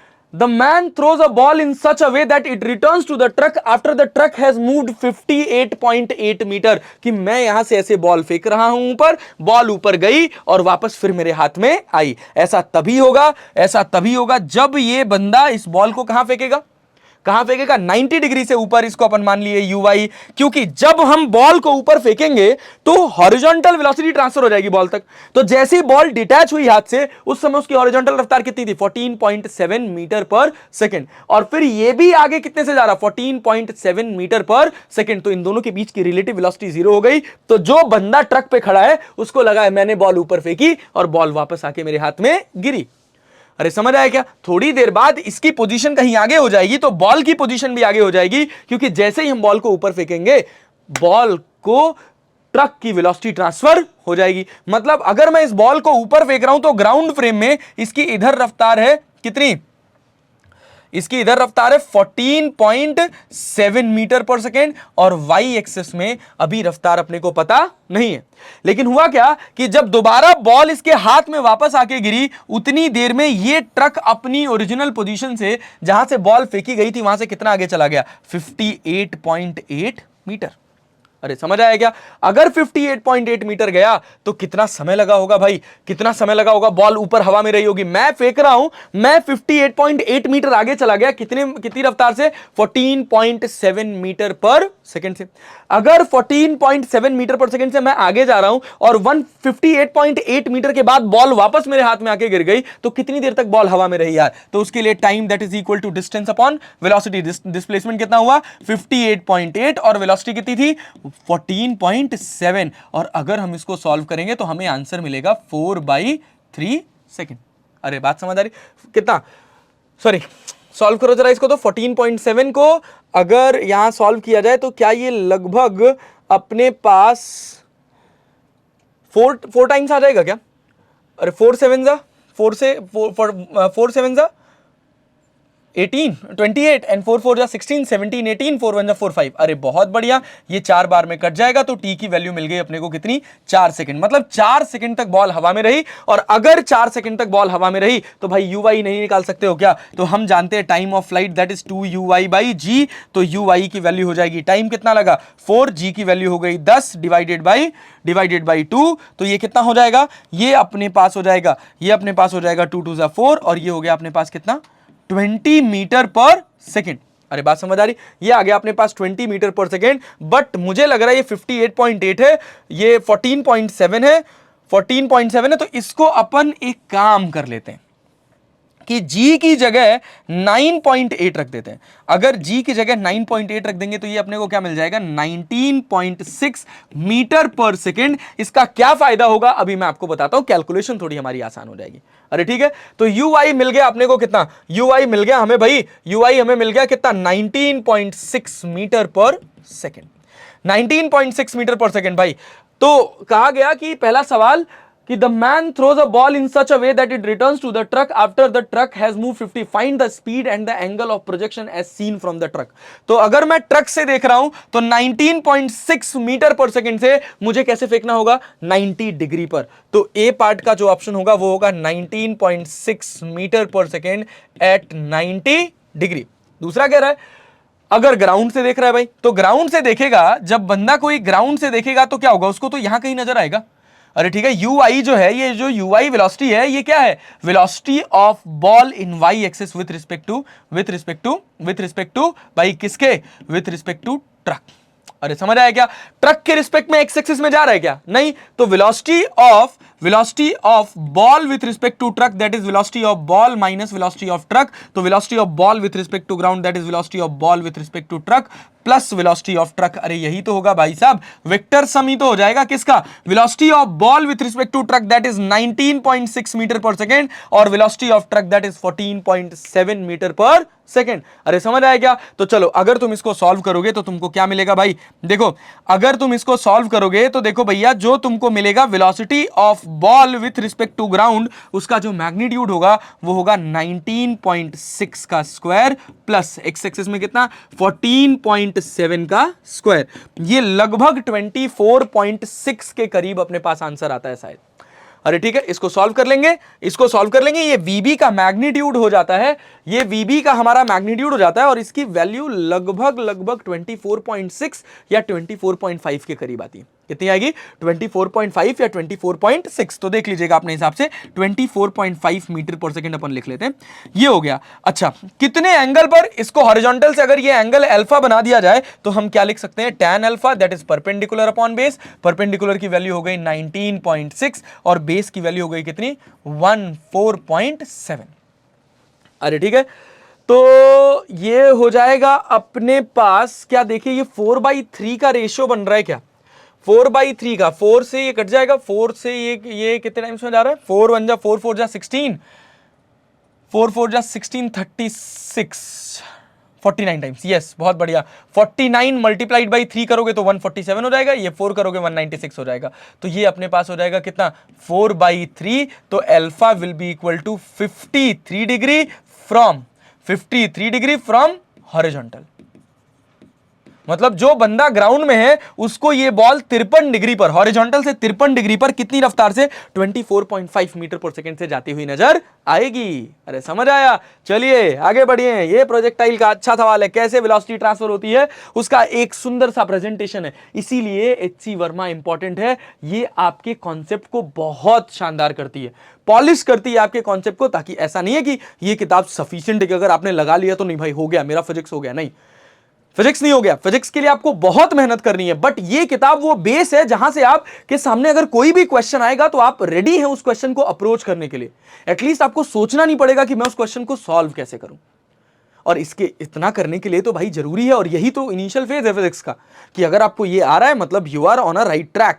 अरे ठीक है, आपको फिजिक्स आ रही है, और इसके बाद भी अभी हम लोग बहुत सारा कंटेंट लेकर आएंगे। अभी तो हमारा जर्नी जस्ट स्टार्ट हुआ है, हम पूरी तरह से आपको फिजिक्स लवर बना देंगे। ये हमारी एश्योरिटी है, ये मेरी टीम की एश्योरिटी है। चलें आइए आगे बढ़ते हैं, अपना अगला क्वेश्चन देखते हैं। That is question number 44।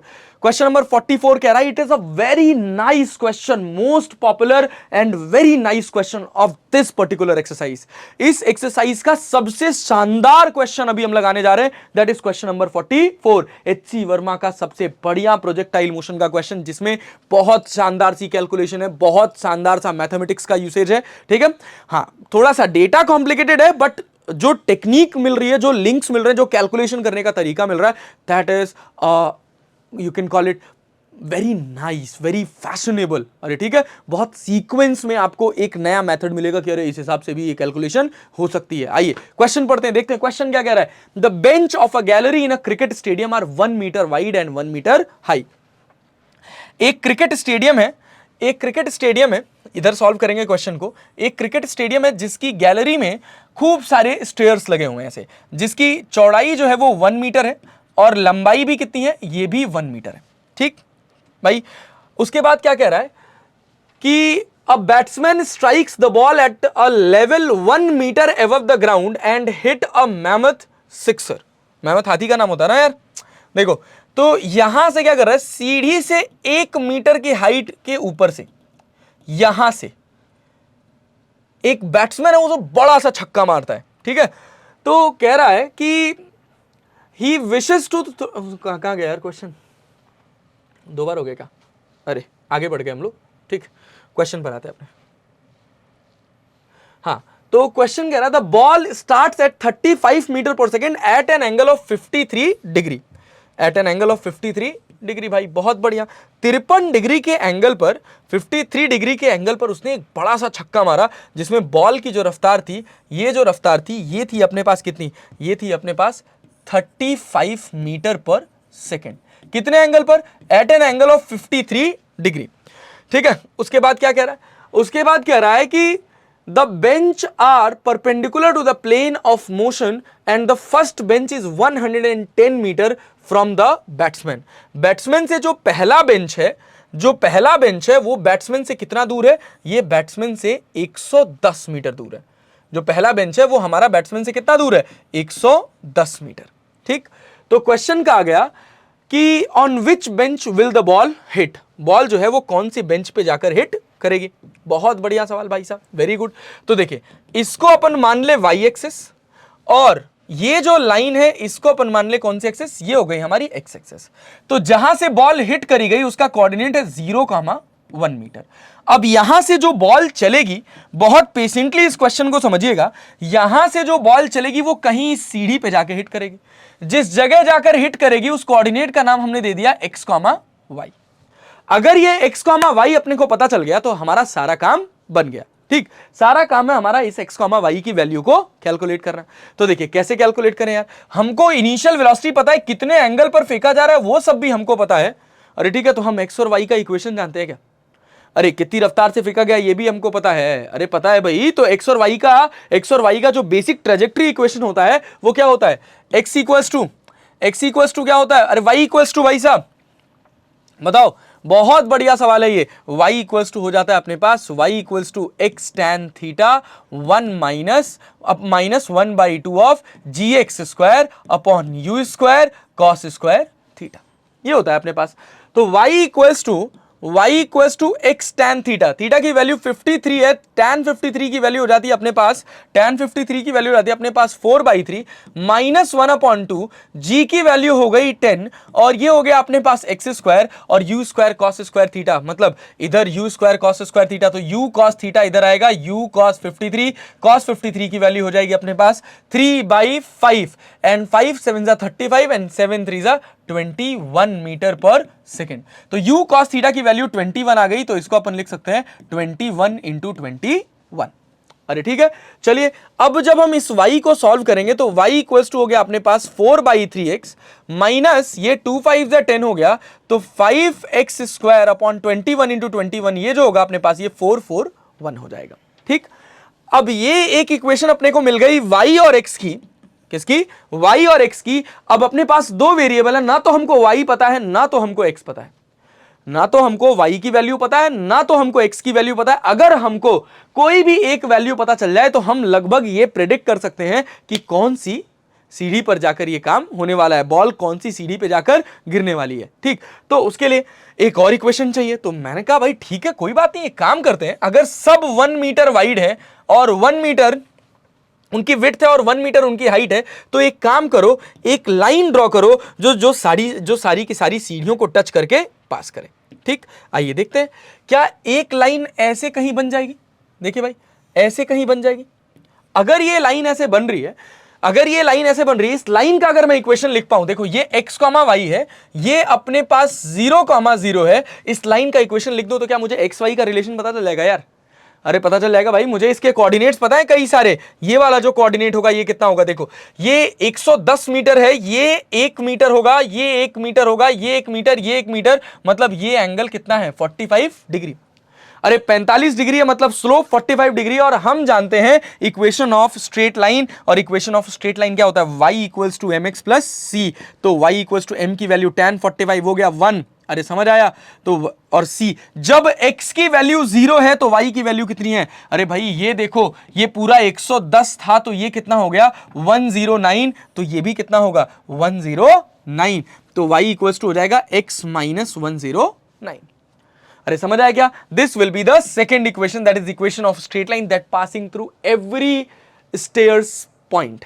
ठीक, हर स्टेयर के कोने से ये, हर स्टेयर के एज से ये पास कर जाएगी, और पास कर जाएगी भाई तो हमें y का एक इक्वेशन इधर मिल गया, एक इक्वेशन इधर मिल गया, वैल्यू रखते हैं और सॉल्व करते हैं। तो देखो y की जगह अगर मैं लिख दूं x minus 109 equals to 4/3x minus 5x square by 441। ठीक है, 441 को अगर आप 445 को अगर 441 से डिवाइड करेंगे तो ये लगभग जो आपको आंसर मिलेगा वो कितना मिलेगा 0.012 करके ऐसे आपको आंसर मिलेगा। ठीक है, तो इसको मैं क्या लिख सकता हूं, देखो 5x स्क्वायर को अब सबको इधर लेके आओ, तो 5x स्क्वायर को अपन लिख सकते हैं 0.01 एक्स स्क्वायर, और ये कितना हो जाएगा, ये इधर आएगा तो नेगेटिव हो जाएगा, और ये हो जाएगा 3 में से 1 जाएगा तो कितना हो जाएगा x/3, और ये minus 109 that is equal to 0। अब देखो, अब ये क्वाड्रेटिक इक्वेशन को सॉल्व कैसे करा जाए, अब तो इसको हटाना पड़ेगा। इसको हटाने के लिए हमने कहा एक काम करो, इसको तुम x²/100 भी लिख सकते हो, कोई बहुत खास चेंज होने वाला नहीं है।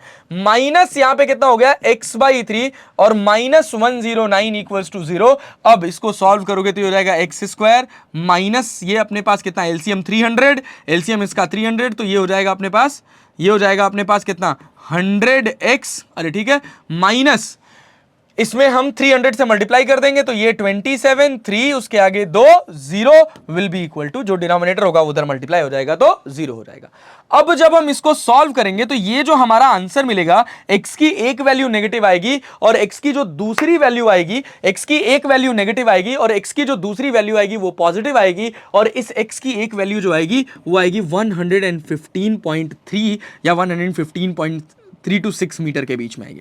ठीक, अब 115.3 अगर आ रहा है या 115.4 आ रहा है, 115.4 आ रहा है, मतलब 115 मतलब ये 110 हो गया, 111, 112, 113, 114, 115। अरे बात समझ आ रही? 5 सीढ़ियां तो पार कर गया, और 5 सीढ़ी पार करके 115 से आगे गिरा ना, मतलब कौन सी सीढ़ी पे गिरा? छठी सीढ़ी पर।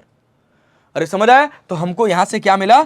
The ball will fall on the 6th stair. अरे यार क्या सवाल था भाई साहब, छठे स्टेयर पर जाकर ये गिरेगी। ठीक, बहुत अच्छा क्वेश्चन, बहुत पेशेंटली इस क्वेश्चन को सॉल्व करेंगे। ये क्वेश्चन आपको एक टेक्निक दे गई कि कैसे आप इक्वेशन ऑफ स्ट्रेट लाइन को यूज करके प्रोजेक्टाइल मोशन का एक शानदार क्वेश्चन निकाले। चले आगे बढ़े, आइए नेक्स्ट क्वेश्चन देखते हैं अपना, दैट इज क्वेश्चन नंबर 45। अब यहां से हमारी कहानी शुरू होती है धीरे धीरे रिवर बोट और प्रोजेक्टाइल का रिलेशन, फिर उसके बाद कंप्लीटली रिवर बोट आ जाएगा। ठीक है, क्वेश्चन कह रहा है, क्वेश्चन नंबर 45 बढ़िया सवाल है। A man is sitting on a shore of a river, he is in the line of 1 metre from a long boat and is 5.5 metre away from the centre of the boat. He wishes to throw an apple into the boat. If he can throw the apple only with a speed of 10 meter per second, find the minimum and maximum angle of projection for a successful shot. Assume that the point of projection and the edge of the boat are in the same horizontal level. ये अपने पास एक horizontal level हो गया भाई। इसमें अपनी पास एक नाव है, एक अपने पास एक नाव है ऐसे। यहां पर एक लड़का खड़ा है, इसके हाथ में एक एप्पल है और वो यहां से इस एप्पल को कितनी मैक्सिमम रफ्तार से फेंक सकता है? 10 मीटर पर सेकंड से। और ये जो बोट है इसकी लेंथ है अपने पास कितनी? 1 मीटर। तो यहां से इसकी लेंथ कितनी हो जाएगी? 5 मीटर, क्योंकि सेंटर से जो लेंथ दे रखी है वो दे रखी है 5.5 मीटर। और ये जो इसका दूसरा एज होगा वो कितनी दूर हो जाएगा? 6 मीटर। मतलब अब हमको यहां से ऐसे बॉल फेंकनी है कि उसकी मिनिमम रेंज 5 मीटर हो और मैक्सिमम रेंज 6 मीटर हो, ऐसे एंगल पर फेंकना है। 6 से ज्यादा हुआ तो काम गड़बड़ हो जाएगा। ठीक है, चलिए तो मान लीजिए कि अगर हमने इसको थीटा एंगल पर फेंका और अभी हमको इसको 5 मीटर पार कराना है, तो इस 10 का जो कंपोनेंट इधर आएगा वो कितना हो जाएगा भाई? 10 cos थीटा, और जो कंपोनेंट इधर जाएगा वो क्या हो जाएगा? 10 sin थीटा। ठीक है, तो जब हमको ऐसे थीटा की वैल्यू ना गिवन हो तो हम इसको डायरेक्टली रेंज में, तब हम रेंज में 2ux ui by g नहीं लगाएंगे, तब हम लगाएंगे u square sin 2 theta divided by g। और रेंज की वैल्यू कितनी दे रखी? पहले हमको एप्पल को मिनिमम एंगल के लिए पहुंचाना है, तो रेंज हो गया अपने पास 5। u की वैल्यू कितनी हो गई? यू स्क्वायर कितना हो गया? यू स्क्वायर अपने पास कितने से? 10 का स्क्वायर हो गया। और उसके बाद यहां साइन 2 थीटा, मतलब साइन 2 थीटा अपने को कैलकुलेट करना है और यहां पे जी की वैल्यू हो गई 10। इस 10 से ये 10 कट जाएगा, मतलब sine 2 theta will be equal to 5/10, that will be equal to 1/2, that means 2 theta will be equal to 30 degree, तो theta will be equal to 15 degree. मतलब एटलीस्ट उसको यहां से 15 डिग्री के एंगल से, मिनिमम एंगल जो होगा वो 15 डिग्री के एंगल से फेंकना पड़ेगा। अरे ठीक है भाई, 15 डिग्री के एंगल से फेंक देगा तो यहां से पहुंच जाएगा। अब 15 डिग्री से उसने एंगल बढ़ाना शुरू किया और ये दूर चलता गया। अगर इसको इसके अंदर ही फेंकना है तो एक समय ऐसा भी तो आ सकता है कि एंगल इतना हो जाए कि ये इसके पार चला जाए, एप्पल उसके पार फेंक दे। अरे बात समझ आ रही? तो उसके लिए हम मैक्सिमम रेंज कैलकुलेट करेंगे। अगर हमारा मैक्सिमम रेंज 6 मीटर से कम आया, कितने से? 6 मीटर से कम आया, तो 15 डिग्री जो होगा वो मिनिमम एंगल होगा। अरे बात समझ आ रही? और 75 डिग्री मैक्सिमम एंगल होगा। लेकिन अगर 6 मीटर से ज्यादा आ गया तो बीच में एक ऐसा एंगल होगा जहां पर यहां से फेंकी गई बॉल इसको पार करके जाके गिरेगी। तो उसके लिए पहले अपन मैक्सिमम रेंज निकालें। आर मैक्स की जो वैल्यू होगी वो क्या होती है? यू स्क्वायर बाई जी। अरे भाई तब थीटा इक्वल्स टू 45 डिग्री पे ना, तो अगर ये 6 से ज्यादा आता है मतलब 10 इंटू 10 डिवाइडेड बाई 10, इससे ये कट गया। ओ भाई साहब 10 मीटर आया। अगर मैक्सिमम रेंज अपना 10 मीटर आया तो सोचो जैसे जैसे मैं एंगल बढ़ाता चला जाऊंगा 15 डिग्री से 20 डिग्री हुआ, 22 डिग्री हुआ। अरे बात समझ आ रही? तो ये क्या होगा? एप्पल जो होगा वो इसमें और आगे जाके गिरेगा और आगे जाके गिरेगा, और एक एंगल के बाद बाहर जाने लग जाएगा। अरे बात समझ आ रही? तो कहा गया कितने एंगल के बाद बाहर जाने लग जाएगा, जरा बताओ तो भाई। तो उसके लिए हमने कहा एक काम करते हैं कि हमको अपना जो मैक्सिमम रेंज रखना है वो कितना रखना है? आर मैक्स की जो वैल्यू होनी चाहिए वो 6 मीटर से कम होनी चाहिए। और इसके लिए अपने पास फॉर्मूला क्या है? U square sine 2 theta divided by g less than 6 metre और इक्वल टू 6 मीटर। अरे समझ आया क्या? यहां से साइन 2 थीटा की वैल्यू निकालेंगे अगर हम लोग, तो ये हमको कितना मिल जाएगा? 6 मीटर डिवाइडेड बाई जी की वैल्यू है 10, यू स्क्वायर की वैल्यू 10 है, तो ये 6/10 आ जाएगा भाई। 6 मीटर बाई 10 मीटर के करीब आंसर आएगा। 6/10 अगर अपन लिखें इसको, देखें तो ये अपने ये कितना मिल जाएगा? Sine 2 theta will be equal to 3 by less than और इक्वल टू 3/5। अरे बात समझ आ रही? तो 2 थीटा की वैल्यू कितनी आ जाएगी यहां से? That must be less than और इक्वल टू 37 डिग्री। अरे बात समझ आ रही? तो यहां से थीटा कितना मिलेगा? 37 का कितना हो जाएगा? 18.5। 18.5 मतलब यहां से थीटा 15 डिग्री से शुरू होगा, 15 डिग्री से शुरू होगा और कहां तक जाएगा? 18.5 डिग्री तक जाएगा। कितने डिग्री तक जाएगा? 18.5 डिग्री। जैसे ही हमारा 18.5 डिग्री को क्रॉस किया, जैसे ही हमारा थीटा, जब हम इसको यहां फेंक रहे थे तो ये जो एंगल था ये अपने पास था कितना? 15 डिग्री। और जब हम इसको यहां फेंक रहे हैं तो ये जो एंगल है ये अपने पास कितना है? ये अपने पास है कितना भाई? 18.5 डिग्री। अरे बात समझ आ रही? तो देखो अब दूसरी बात क्या, इसके बाद फिर दूसरा रेंज क्या मिलेगा? दूसरा रेंज क्या मिलेगा भाई? अगर मैं फिर इसके बाद अगर मैं एंगल बढ़ाऊंगा तो एक समय के बाद 45 डिग्री तक जब मैं इसको लेके जाऊंगा तो ये दूर जाके गिरेगा, लेकिन 45 डिग्री से क्या फिर ये अपना रास्ता पलटना शुरू करेगा? अरे करेगा ना भाई। तो कितना एंगल आ जाएगा? फिर थीटा की वैल्यू आ जाएगी अपने पास कितनी? थीटा की वैल्यू आ जाएगी 90 माइनस 18.5। अरे समझ आया? रेंज हम जानते हैं थीटा और 90 माइनस थीटा दोनों पे सेम रहता है। वहां से लेकर कहां तक?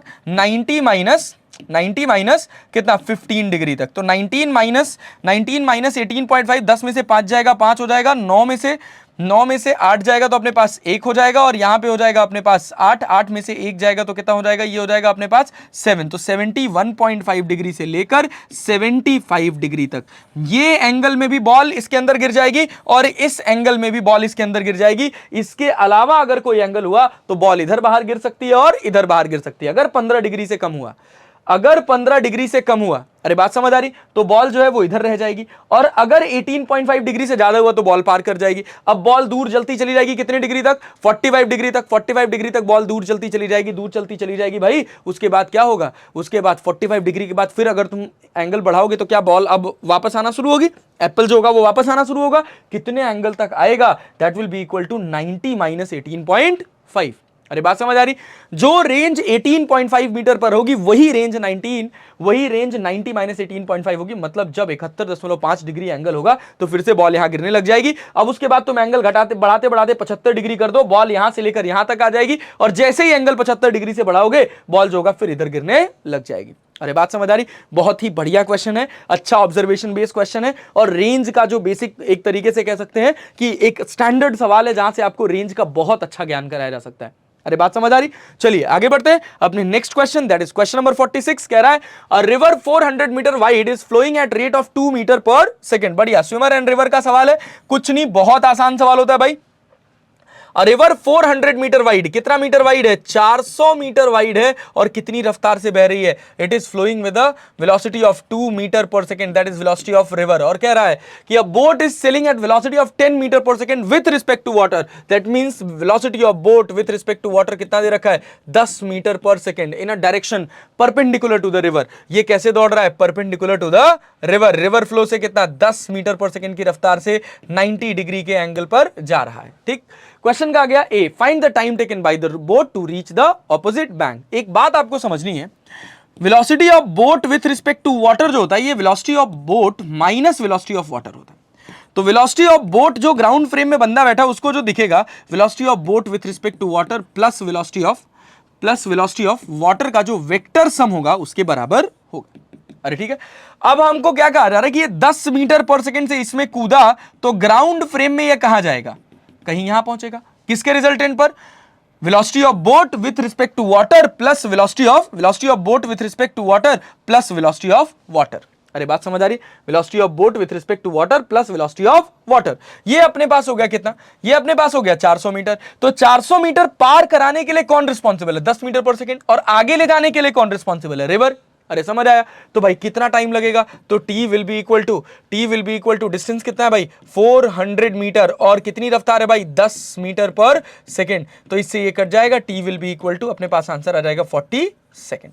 40 सेकेंड में वो नदी पार कर जाएगा। ठीक, अच्छा दूसरी बात क्या कह रहा है? How far from the point directly opposite to the starting point does the boat reach the opposite bank. Opposite bank पर कितना दूर पहुंचेगा? तो x इक्वल्स टू क्या हो जाएगा अपने पास? x will be equal to, आगे ले जाने का काम कौन कर रहा है? 2 मीटर पर सेकेंड। तो x will be equal to 2 into कितनी देर? 40। तो आंसर हो जाएगा अपने पास कितना? 80 मीटर। मतलब 80 मीटर आगे कहीं जाकर वो पहुंचेगा। बहुत साधारण सा क्वेश्चन, अच्छा सवाल। ठीक है, चलिए आगे बढ़ते हैं, अपना अगला क्वेश्चन देखते हैं, question number 46। A swimmer wishes to cross a 500 meter wide river flowing at 5 km per hour. His speed with the respect to water is 3 km per hour. देखो बहुत बढ़िया कॉन्सेप्ट है कि अगर एक नदी है, ये नदी बह रही है आगे की तरफ 5 किलोमीटर पर आवर से, और एक आदमी है जो इसमें तैर सकता है, कितने से तैर सकता है? 3 kilometre per hour. Still water में velocity of swimmer with respect to water हो गया अपने पास कितना? 3 किलोमीटर पर आवर। अरे भाई साहब, अगर velocity of swimmer with respect to water जैसे ही दिखे कि लेस देन है किससे? वेलोसिटी ऑफ वाटर से, इसका बेसिक सा ज्ञान ये हुआ कि भाई साहब ये स्विमर कभी जस्ट ऑपोजिट कॉर्नर पर पहुंच नहीं सकता।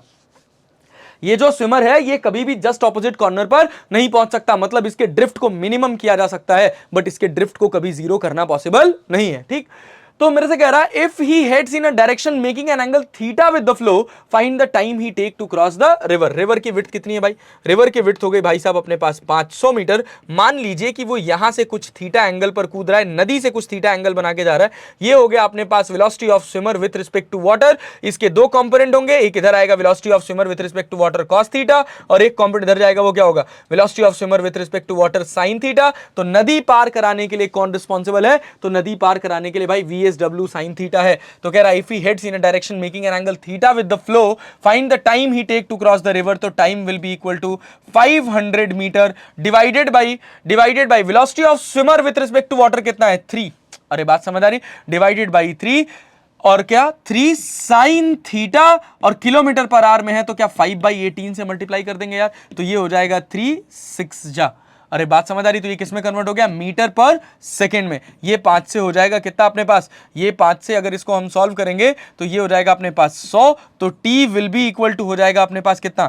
600 divided by sine theta seconds. अच्छा, मिनट में निकालना हो तो ये हो जाएगा अपने कितना? डिवाइड बाई 60 कर देंगे तो ये हो जाएगा 10 बाई साइन थीटा मिनट्स। इतना मिनट लगेगा भाई। अच्छा, दूसरा पार्ट क्या कह रहा है? बी कह रहा है find the shortest possible time to cross the river. कम से कम कितना समय लगेगा इस नदी को इसको पार करने में? शॉर्टेस्ट टाइम मतलब वो अगर वो कम से कम समय में नदी को पार करना चाहता है, कम से कम समय में नदी को पार करना चाहता है तो उसको कितने एंगल पर कूदना पड़ेगा? तो देखो भाई, कम से कम समय मतलब ये वैल्यू मैक्सिमम। अगर ये वैल्यू मैक्सिमम तो टी जो होगा वो मिनिमम। तो टी इक्वल्स टू कितना है अपने पास? 10 बाई साइन थीटा। 10 तो कांस्टेंट है भाई साहब, अरे साइन थीटा की मैक्सिमम वैल्यू 1 होती है, तो T will be equal to आ जाएगा 10 मिनट। मतलब अगर उसको कम से कम समय में क्रॉस करना है तो भाई sine theta maximum, sine theta की मैक्सिमम वैल्यू 1, तो theta will be equal to 90 degree. अगर स्विमर या बोट अपने आप को रिवर फ्लो से 90 डिग्री के एंगल पर रखती है तो हमेशा ऑपोजिट साइड कम से कम समय में पहुंचती है। ऑपोजिट साइड का मतलब दूसरे किनारे पर, ना कि जस्ट ऑपोजिट साइड। अरे बात समझ आ रही? चले आगे बढ़े। देखिए नेक्स्ट अगला क्वेश्चन कह रहा है, question number 48, consider the situation of the previous problem. The man has to reach the shore at the point directly opposite to his starting point. If he reaches the shore somewhere else he has to walk down to this point. Find the minimum distance that he has to walk. तो देखिए ये पहले ही question का part है। पहला question था कि a swimmer wishes to cross the river 500 metre wide, river flowing at 55 kilometre per hour, is speed with respect to water is 3 kilometre per hour. मैं अभी ये सवाल बता रहा था तो मैंने कहा कि अगर स्विमर की रफ्तार विथ रिस्पेक्ट टू वाटर की रफ्तार से कम है तो भाई जो स्विमर होगा वो कभी भी ऑपोजिट कॉर्नर पर, जस्ट ऑपोजिट कॉर्नर पर नहीं पहुंच पाएगा। मतलब उसमें ड्रिफ्ट होना ही होना है। बस तुम क्या कर सकते हो कि एक स्पेसिफिक एंगल पर उसके ड्रिफ्ट को मिनिमाइज कर सकते हो। तो सवाल यही पूछा जा रहा है दूसरे पार्ट में कि बताओ, if he reaches the other shore somewhere else he has to walk down to this point, तो find the minimum distance that he has to walk। तो भाई मिनिमम डिस्टेंस चलने के लिए पहले आपको निकालना पड़ेगा कि मिनिमम ड्रिफ्ट कितना होगा। जितना मिनिमम ड्रिफ्ट होगा भाई उतना ही तो उसको चल के आना पड़ेगा। तो भाई मिनिमम ड्रिफ्ट का कंडीशन ही क्यों आ रहा है? क्योंकि जो वेलोसिटी ऑफ स्विमर है विथ रिस्पेक्ट टू वाटर या velocity of swimmer in still water that is less than the velocity of river या वेलोसिटी ऑफ वाटर। तो देखिए भाई ये एंगल कितना हो गया अपने पास? थीटा। मान लीजिए किसी थीटा एंगल से कूदा, मान लेते हैं कि ये किसी थीटा एंगल से कूदा भाई साहब। अगर किसी थीटा एंगल से कूद रहा है, ये वेलोसिटी ऑफ रिवर है, अगर ये किसी थीटा एंगल से कूद रहा है, इसकी विड्थ अपने पास कितनी दे रखी है? 500 मीटर। ये अपने पास दे रखा है 5 किलोमीटर पर आवर, और ये आपको दे रखा है कितना? Velocity of swimmer with respect to water दे रखा है 3 किलोमीटर पर आवर। ये आपके पास है 500 मीटर, मतलब इसको भी किलोमीटर में कन्वर्ट कर लेंगे तो 0.5 किलोमीटर हो जाएगा। अरे बात समझ आ रही? अब इस 3 का 2 कंपोनेंट होगा, एक कंपोनेंट इधर आएगा वो होगा 3 cos थीटा, एक कंपोनेंट इधर होगा वो क्या होगा? 3 sin थीटा। नदी को पार कराने के लिए कौन रिस्पॉन्सिबल है? That is 3 cos theta. तो कितना टाइम लगेगा? Time equals to distance upon speed. Distance है 0.5 और भाई वेलोसिटी है कितनी? 3 cos थीटा। तो t 0.5 को 1/2 लिख सकते हैं, तो ये हो जाएगा कितना 1/6 cos थीटा। इतना समय लगेगा। अरे समझ आया क्या?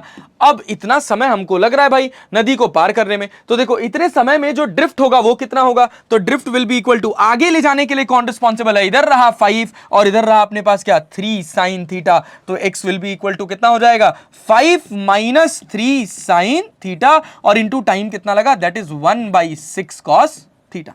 अरे ठीक है भाई 1/6 cos थीटा। तो देखो x की वैल्यू कितनी आई, x की वैल्यू आ गई, अगर हम इसको फर्दर सॉल्व करें तो 5/6 cos थीटा यहां जाएगा तो क्या हो जाएगा sec theta minus 3/6 sin theta, और ये क्या है sin theta upon cos theta, ये क्या हो जाएगा tan थीटा इंटू ये 1 हो गया will be equal to 0।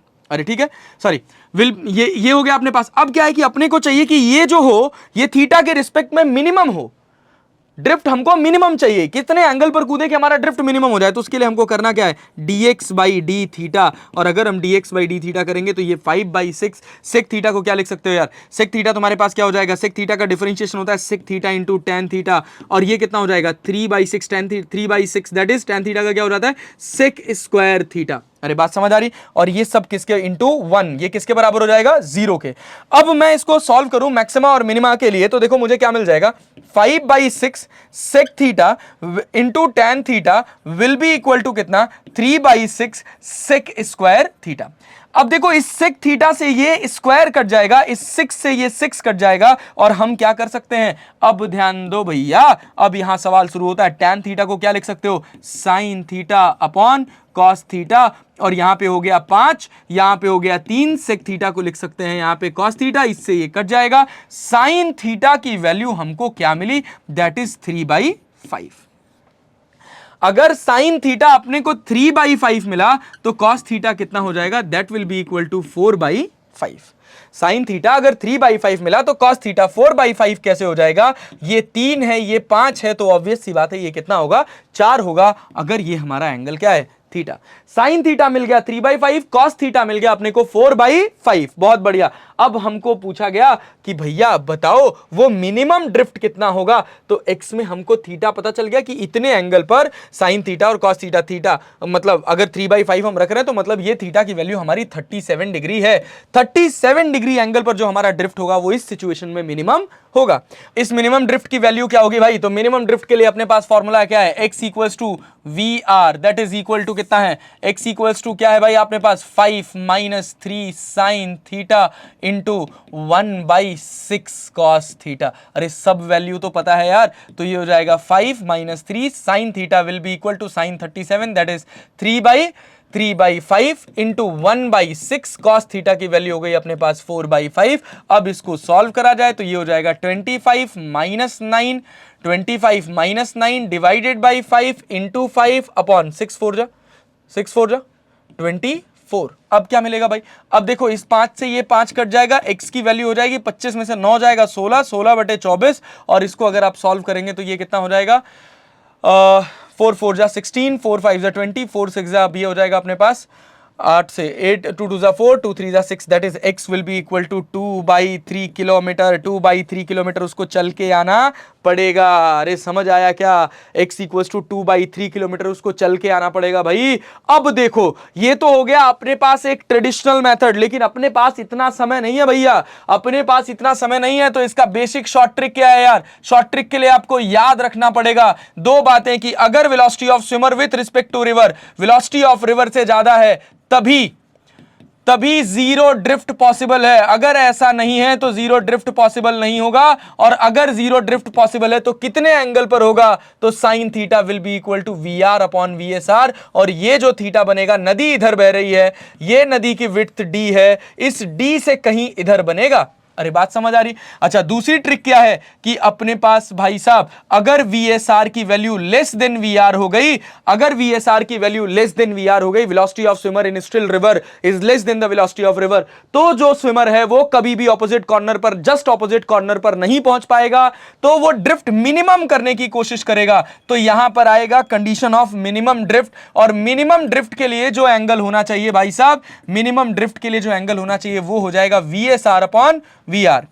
Minimum drift का एंगल हो जाएगा आपके पास VSR upon VR। Minimum drift का एंगल हो गया अपने पास VSR अपॉन VR। अब देखो इस पर हमको, अगर हम इसको ध्यान से देखें तो भाई ये अपने पास VSR है, ड्रिफ्ट को मिनिमाइज करना है, ये एंगल आपके पास थीटा हो जाएगा, ये आपके पास VR हो जाएगा। तो इस VSR का दो कंपोनेंट, इधर हो जाएगा VSR cos थीटा, इधर हो जाएगा आपके पास VSR sin थीटा। अरे समझ आया? सोचो यही थीटा निकालने के लिए हमने कितनी मेहनत करी है, ये थीटा निकालने के लिए हम यहां तक सॉल्व करके ले आए, तब 3/5 पता चला। अदरवाइज मैं यहां से directly sin theta will be equal to VSR की वैल्यू 3, VR की वैल्यू 5, मतलब थीटा इक्वल्स टू 37 डिग्री लिख सकता हूं। अगर मैं ये थीटा यहां 37 लिख सकता हूं भाई साहब, तो मुझे ना तो टाइम निकालने में कोई प्रॉब्लम है, क्योंकि मुझे VSR पता, मुझे थीटा पता चल गया। तो भाई टाइम कितना लगेगा, देखो भाई time will be equal to कितना हो जाएगा, VSR cos थीटा, VSR की वैल्यू है 3, cos थीटा मतलब cos 37 की वैल्यू हो गई अपने पास 4/5। अरे समझ आया क्या? अरे समझ आया क्या? तो time will be equal to VSR cos theta किसके बराबर, time will be equal to distance upon VSR cos theta. Distance था अपने पास 0.5, दैट इज 1/2, 0.5। अरे बात समझ आ रही? और इसके बाद कितना VSR cos थीटा, तो VSR कितना हो गया, VSR हो गया अपने पास 3, cos थीटा की वैल्यू हो गई अपने पास cos 37 4/5, तो मतलब ये 5 ऊपर चला जाएगा, 5 को 1/2 लिखा जा सकता है, तो ये हो जाएगा 2 4 जा 8, 8 3 जा 24, मतलब 5/24 सेकंड लगेगा। और अगर मेरे से कहा गया कि ड्रिफ्ट बताओ कितना होगा, तो drift will be equal to VR minus VSR sin theta. VR की वैल्यू है अपने पास कितनी, VR की वैल्यू देखो भाई शॉर्ट ट्रिक, VR की वैल्यू 5 और VR sin theta that is 3 sin theta, sin 37 की वैल्यू 3/5 और इनटू टाइम कितना लगा, दैट इज 5/24। अब देखो सेम आंसर आ गया क्या, 5/24, 5 minus 3 into 3/5 into 5/24, same answer आया। और जब इसको सॉल्व करोगे तो यहां से जो मिनिमम ड्रिफ्ट निकल के आएगा वो भी 2/3 किलोमीटर ही निकल कर आएगा। अब इस क्वेश्चन को अगर मैं थोड़ा सा ये डेटा याद कर लूं, भाई हर जगह पूछा जाना है, और अगर हर जगह पूछा जाना है तो मैं ये डेटा क्यों नहीं याद रख सकता यार? क्यों हमको जल्दी सवाल नहीं लगाना है क्या? क्या हमको अपना टाइम नहीं बचाना है क्या? और अगर बचाना है भाई साहब तो थोड़ा तो याद करना पड़ेगा। और कोई खास बात नहीं है भाई, कोई खास बात नहीं है। मैंने अपने टाइम पे कैसे याद किया था इस क्वेश्चन को, मैंने देखा sin थीटा की वैल्यू 1 से बड़ी नहीं हो सकती, तो भाई शॉर्ट ट्रिक इसमें क्या है, VSR अगर VR से बड़ा है तो ये मुझे पता है कि अगर VSR VR से बड़ा है तभी वो नदी को पार कर पाएगा, तो sin theta will be equal to बड़ा अपॉन छोटा अपॉन बड़ा, तो VR छोटा था VSR बड़ा था, लिख दिया। और दूसरी कंडीशन याद रखी कि अगर VSR VR से छोटा है, अगर VSR VR से छोटा है तो वो कभी भी, जो भी स्विमर होगा वो कभी भी ऑपोजिट कॉर्नर पर नहीं पहुंच पाएगा। तो मतलब वो दूसरी कंडीशन क्या कर सकता है उसके और रीच में क्या है कि वो ऑपोजिट कॉर्नर पर पहुंचे लेकिन कम से कम डिस्प्लेसमेंट के साथ पहुंचे, ऑपोजिट कॉर्नर पर उसका जो शिफ्ट हो रहा हो वो कम से कम हो, तो उसके लिए भी sin theta will be equal to बड़ा अपॉन छोटा, बड़ा की वैल्यू हो गई अपने पास छोटा अपॉन बड़ा, छोटे की वैल्यू हो गई VSR और बड़े की वैल्यू हो गई VR, तो sin थीटा VSR अपॉन VR, और यहां से हमको theta will be equal to 37 degree. Theta पता चला, कंपोनेंट तोड़ो, अपना काम ओवर। ठीक, ये था अपना nice question swimmer and river का। आइए अगला क्वेश्चन देखते हैं, that is next question, question number 49। Question number 49 बढ़िया सवाल है, कह रहा है an aeroplane has to go from point A to another point B 500 kilometre away due to 30 degree east of north. 30 degree east of north, बहुत बढ़िया भाई साहब। देखो क्वेश्चन क्या कह रहा है, ये अपने पास ईस्ट हो गया, ये अपने पास वेस्ट हो गया, ये नॉर्थ हो गया, ये साउथ हो गया। 30 डिग्री ईस्ट ऑफ नॉर्थ मतलब यहां से 30 डिग्री के एंगल पर ए पॉइंट से लेकर कहां जा रही है, बी पॉइंट, और ये गैप कितना है, ये गैप है 500 किलोमीटर। अरे ठीक है, तो कहा गया कि इसमें अब wind is blowing due to north at speed of 20 metre per second. अब हवा भी चल रही है भैया, हवा चल रही है कितनी रफ्तार से, हवा चल रही है 20 मीटर पर सेकेंड से। कौन सी डायरेक्शन में, कौन सी डायरेक्शन में, नॉर्थ में, that is velocity of air. और ये क्या है, वेलोसिटी ऑफ एयरप्लेन। अरे समझ आया क्या, वेलोसिटी ऑफ एयर और वेलोसिटी सॉरी ये 500 किलोमीटर तो डिस्टेंस चल के जाना है। दूसरा, the air speed of the plane is 150 metre per second. ये है अपने पास velocity of airplane with respect to air, that is 150 metre per second. Find the direction in which the pilot should head the plane to reach the point B. हवा इधर चल रही है, देखो हवा इधर चल रही है, पहुंचना यहां है, तो हवा भी तो आगे लेके जाएगी ना, तो उसको कहीं इधर जाना पड़ेगा यार। अरे देखो भाई कहीं इधर जाना पड़ेगा, तो भाई बड़ा आसान सवाल है यार, अच्छा क्वेश्चन आ गया अपने पास। ये देखो इधर कहीं एरोप्लेन जाएगी, तो कहा गया कि बताओ ये एरोप्लेन कितने एंगल पर जाएगी। तो भाई पहला सवाल, पहला पार्ट क्या कह रहा है, find the direction in which the pilot should head the plane to reach the point B. Pilot को कितने एंगल पर प्लेन को उड़ाना पड़ेगा कि वो पॉइंट बी पर पहुंच जाए यार। तो उसके लिए क्या करना है, इसको इसके अलोंग जाना है ना, ग्राउंड में जो बंदा बैठा है उसके लिए इसके अलोंग जाना है। तो इसको बना लो एक्स एक्सिस और इसके परपेंडिकुलर वाले को बना लो वाई एक्सिस, मतलब इसकी नेट वेलोसिटी वाई एक्सिस में कितनी होनी चाहिए, 0, तभी तो वो इसके अलोंग जाएगा। तो वी आर के कंपोनेंट करो यार, देखो वी आर का जो कंपोनेंट इधर जाएगा वो क्या होगा, वी आर कॉस अल्फा, और जो कंपोनेंट इधर आएगा वो क्या होगा, ये होगा वी आर साइन अल्फा। अब ये जो हवा है 20 मीटर पर सेकंड से इधर जा रही है, इसका जो कंपोनेंट इधर आएगा वो क्या आएगा, वी ए कॉस 30, और इधर जो कंपोनेंट जाएगा वो क्या जाएगा, वी ए साइन 30। मतलब अगर ग्राउंड फ्रेम में ऑब्जर्वर को यहां पहुंचना है तो उसकी सारी की सारी रफ्तार इसी के अलोंग होनी चाहिए। इसके परपेंडिकुलर नेट वेलोसिटी कितनी होनी चाहिए, दैट इज 0, और अगर 0 होगी तो वी ए साइन 30 जो होगा वो किसके बराबर होगा, वो होगा वी आर साइन अल्फा। अरे समझ आया। तो VA की वैल्यू कितनी दे रखी है, VA की वैल्यू दे रखी है 20, साइन 30 की वैल्यू हो गई अपने पास कितनी 1/2, और VR that is equal to 150 sine alpha. ये हो जाएगा अपने पास 10, एक 0 से एक 0 कट जाएगा, sine alpha will be equal to 1/15, मतलब alpha will be equal to sine inverse 1/15।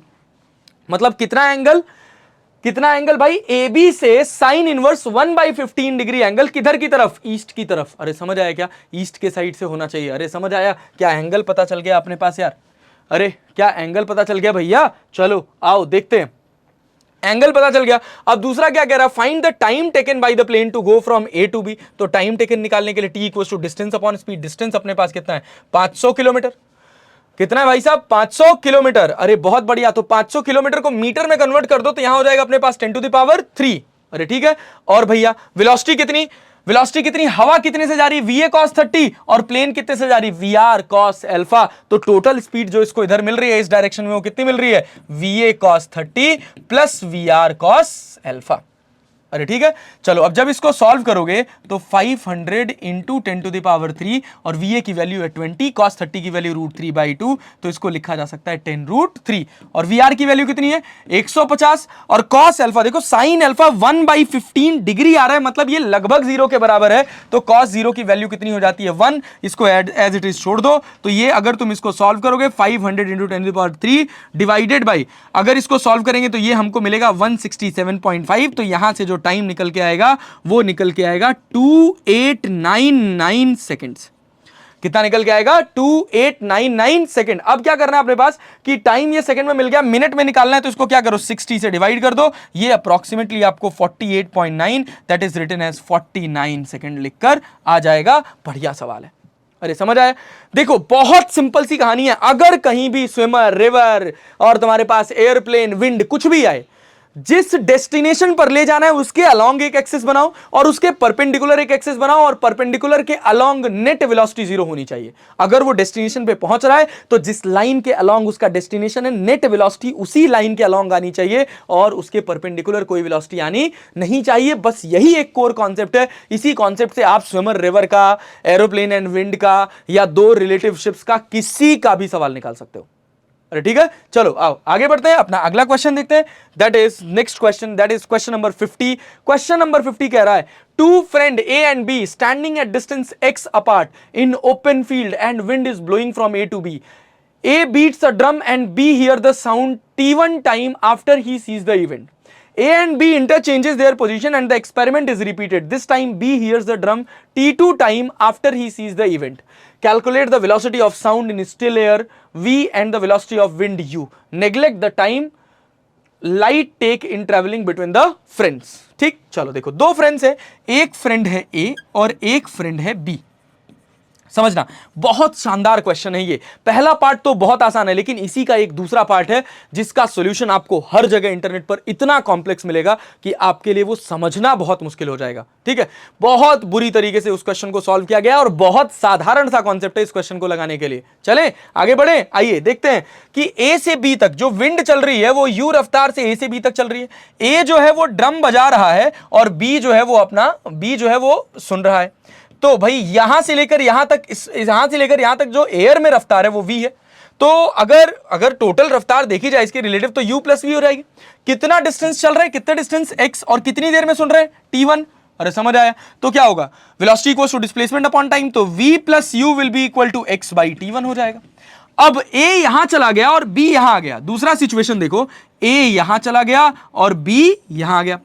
अब ड्रम ये बजा रहा है और ये सुन रहा है, तो अब यहां से लेकर यहां तक साउंड चलेगा। अभी भी साउंड कितना चल रहा है, x, लेकिन अब रफ्तार कितनी है, अब रफ्तार कितनी है, इधर से इधर हवा चल रही है u और साउंड इधर चल रहा है, तो ये कितना हो जाएगा, u माइनस इधर जो नेट रफ्तार मिलेगी वो कितनी मिलेगी, वो मिलेगी v माइनस u। ठीक है, ये अपने पास क्या हो जाएगा, क्या वेलोसिटी ऑफ विंड दे रखा है अपने पास u, तो ये हो जाएगा अपने पास कितना, v माइनस u। तो क्या मिलेगा, v minus U will be equal to x by t2। ये हो गया इक्वेशन नंबर 2। दोनों को ऐड कर दो, u से u कट जाएगा, 2v will be equal to x into 1/t1 plus 1/t2, तो v will be equal to x by 2 1/t1 plus 1/t2। अरे ठीक है भाई, अच्छा बहुत बढ़िया। अब u निकालना है तो सॉरी देखते हैं। अब अगर अपने को u निकालना है तो क्या करेंगे भाई, तो माइनस कर दो, ये माइनस हो जाएगा, ये सॉरी हाँ क्या करेंगे तब अगर अपने को v निकालना है, सॉरी u निकालना है, तो हम क्या करें, यहां माइनस हो जाएगा, यहां प्लस हो जाएगा, यहां माइनस हो जाएगा। अब ऐड करोगे 1 और 2 को, तो v से v कट जाएगा, तो 2u will be equal to x upon t1 minus x upon t2, तो u will be equal to कितना हो जाएगा, x by 2 1/t1 minus 1/t2। ये हो गई कहानी अपने पास। चलिए बहुत बढ़िया, ये अच्छा सवाल था, हो गया, वेरी गुड। आसान पार्ट था, इसमें कुछ भी कठिन नहीं था। दूसरा पार्ट जो है ये भी बहुत आसान है, लेकिन इसके सॉल्यूशन थोड़े से कॉम्प्लिकेटेड आपको मिलेंगे, जो भी पीडीएफ सॉल्यूशन मिलेंगे वहां से आपको समझना थोड़ा मुश्किल होगा, तो इस वजह से इसका मैं बहुत neat and clean crystal solution आपको बता रहा हूं। और कह रहा है कि suppose A and B in the previous problem changes their position in such a way that the line joining them becomes perpendicular to the direction of wind maintaining the separation x। What will be the time lag B finds seeing and hearing the drum beating by A? तो देखो ये अपने पास हो गया A और ये अपने पास हो गया B। अब A ड्रम बजा रहा है और B जो है वो ड्रम सुन रहा है, और हवा जो है वो अब ऐसे बह रही है, कितनी रफ्तार से, u रफ्तार से। तो भाई अगर मैं चाहता हूं कि मुझे जो साउंड है वो यहां सुनाई दे, तो मुझे बीट्स का फेस इधर करके चलाना पड़ेगा, कितनी रफ्तार से, v से। अरे चलाना पड़ेगा भाई, इसको हमने ये एंगल कितना मान लिया, थीटा।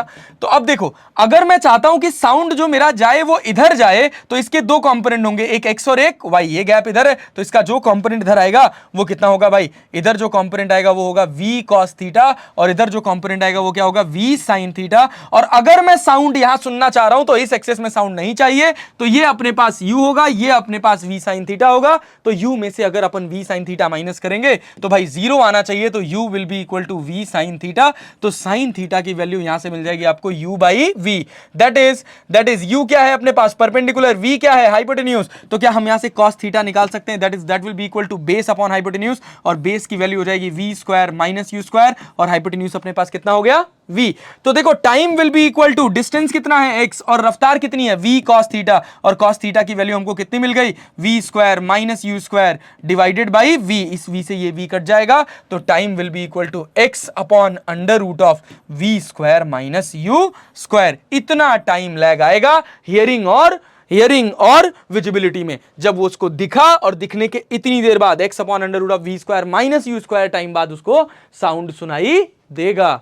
अरे समझ आया क्या, ये हो गया अपने पास क्वेश्चन नंबर 51 का solution. Now come to the last question of concept of physics kinematics rest and motion, third chapter का एक्सरसाइज का आखिरी क्वेश्चन का सॉल्यूशन। ठीक है, और ये क्या कह रहा है भाई, 6 particles situated at the corner of a regular hexagon of side A move at constant speed v. Each particle maintain a direction towards the particle at the next corner. Calculate the time the particle will take to meet each other. Particle को एक दूसरे से मिलने में कितना समय लगेगा। अरे बात समझ आ रही, बहुत आसान क्वेश्चन है, बढ़िया सवाल है कि अगर अपने पास एक रेगुलर हेक्सागन है, अगर अपने पास एक रेगुलर हेक्सागन है और इसके 6 कॉर्नर्स पर 6 पार्टिकल्स हैं, सबकी रफ्तार कितनी है, ये पार्टिकल इसकी रफ्तार इसकी तरफ v है, इसकी रफ्तार इसकी तरफ v है, इसकी रफ्तार इसकी तरफ v है, ये इधर v से जा रहा है, ये इधर v से जा रहा है, ये इधर v से जा रहा है, ये गैप कितना है a। तो देखो ये एंगल थीटा मान लिया जाए, तो इस v का जो कंपोनेंट इधर आएगा वो कितना आएगा, v cos थीटा, और जो इधर कंपोनेंट आएगा वो क्या आएगा, v sin थीटा। अरे बात समझ आ रही, तो इसको यहां पहुंचाने के लिए कौन सी वेलोसिटी रिस्पॉन्सिबल है, that is v minus v cos theta, that will be equal to velocity of a with respect to b। अरे समझ आया क्या? चलो बहुत बढ़िया। अब देखो, अब क्या है कि अगर इसको a डिस्टेंस चलना है मिलने के लिए तो time will be equal to distance upon speed. तो डिस्टेंस हो गया a, डिस्टेंस हो गया a, और अपने पास टाइम कितना हो गया v minus V cos theta. अरे समझ आया? मतलब a जो इसमें टाइम लगेगा that will be equal to a into V minus V cos theta. अब देखो इसको अगर तुम सॉल्व करोगे, v को कॉमन कर लो, 1 माइनस कॉस थीटा। अगर ये रेगुलर हेक्सागन है तो ये एंगल कितना होगा? ये एंगल होगा 120 डिग्री, तो ये एंगल होगा 60 डिग्री, और cos 60 की वैल्यू हो जाती है 1/2, तो ये हो जाएगा t will be equal to 2a/v। इतना समय लगेगा इस पार्टिकल को यहां पहुंचने में। और अगर आप ये समझना चाहते हैं कि रिलेटिवली कैसे मिलेंगे, तो देखिए ये जो v साइन थीटा है ये इसको कहां लेके आ रहा है? ये इसको कहां लेके आ रहा है? सेंटर की तरफ। तो इसका भी एक कंपोनेंट इधर जाएगा, इसका भी इधर जाएगा, इसका भी इधर जाएगा, और सारे पार्टिकल्स हमको कैसे आते हुए नजर आएंगे? ये इधर आएगा, ये इधर आएगा, ये इधर आएगा, ये इधर जाएगा, ये ऐसे जाएगा, और ये ऐसे जाएगा। इस हिसाब से एक चक्र टाइप स्ट्रक्चर बनेगा और सारे के सारे पार्टिकल्स जाकर इधर कहीं मीट कर जाएंगे। अरे ठीक है, ये रहा हमारा काइनेमेटिक्स, कंप्लीट काइनेमेटिक्स का एक्सरसाइजेज हो गया, ऑब्जेक्टिव 1 हो गया, ऑब्जेक्टिव 2 हो गया, एक डिटेल्ड काइनेमेटिक्स का लेक्चर हो गया। ठीक, इनको मन लगाकर पढ़िए। मैं आपसे वादा करता हूं विद इन 6 to 7 months हम आपकी पूरी की पूरी एचसी वर्मा आपसे लगवा देंगे।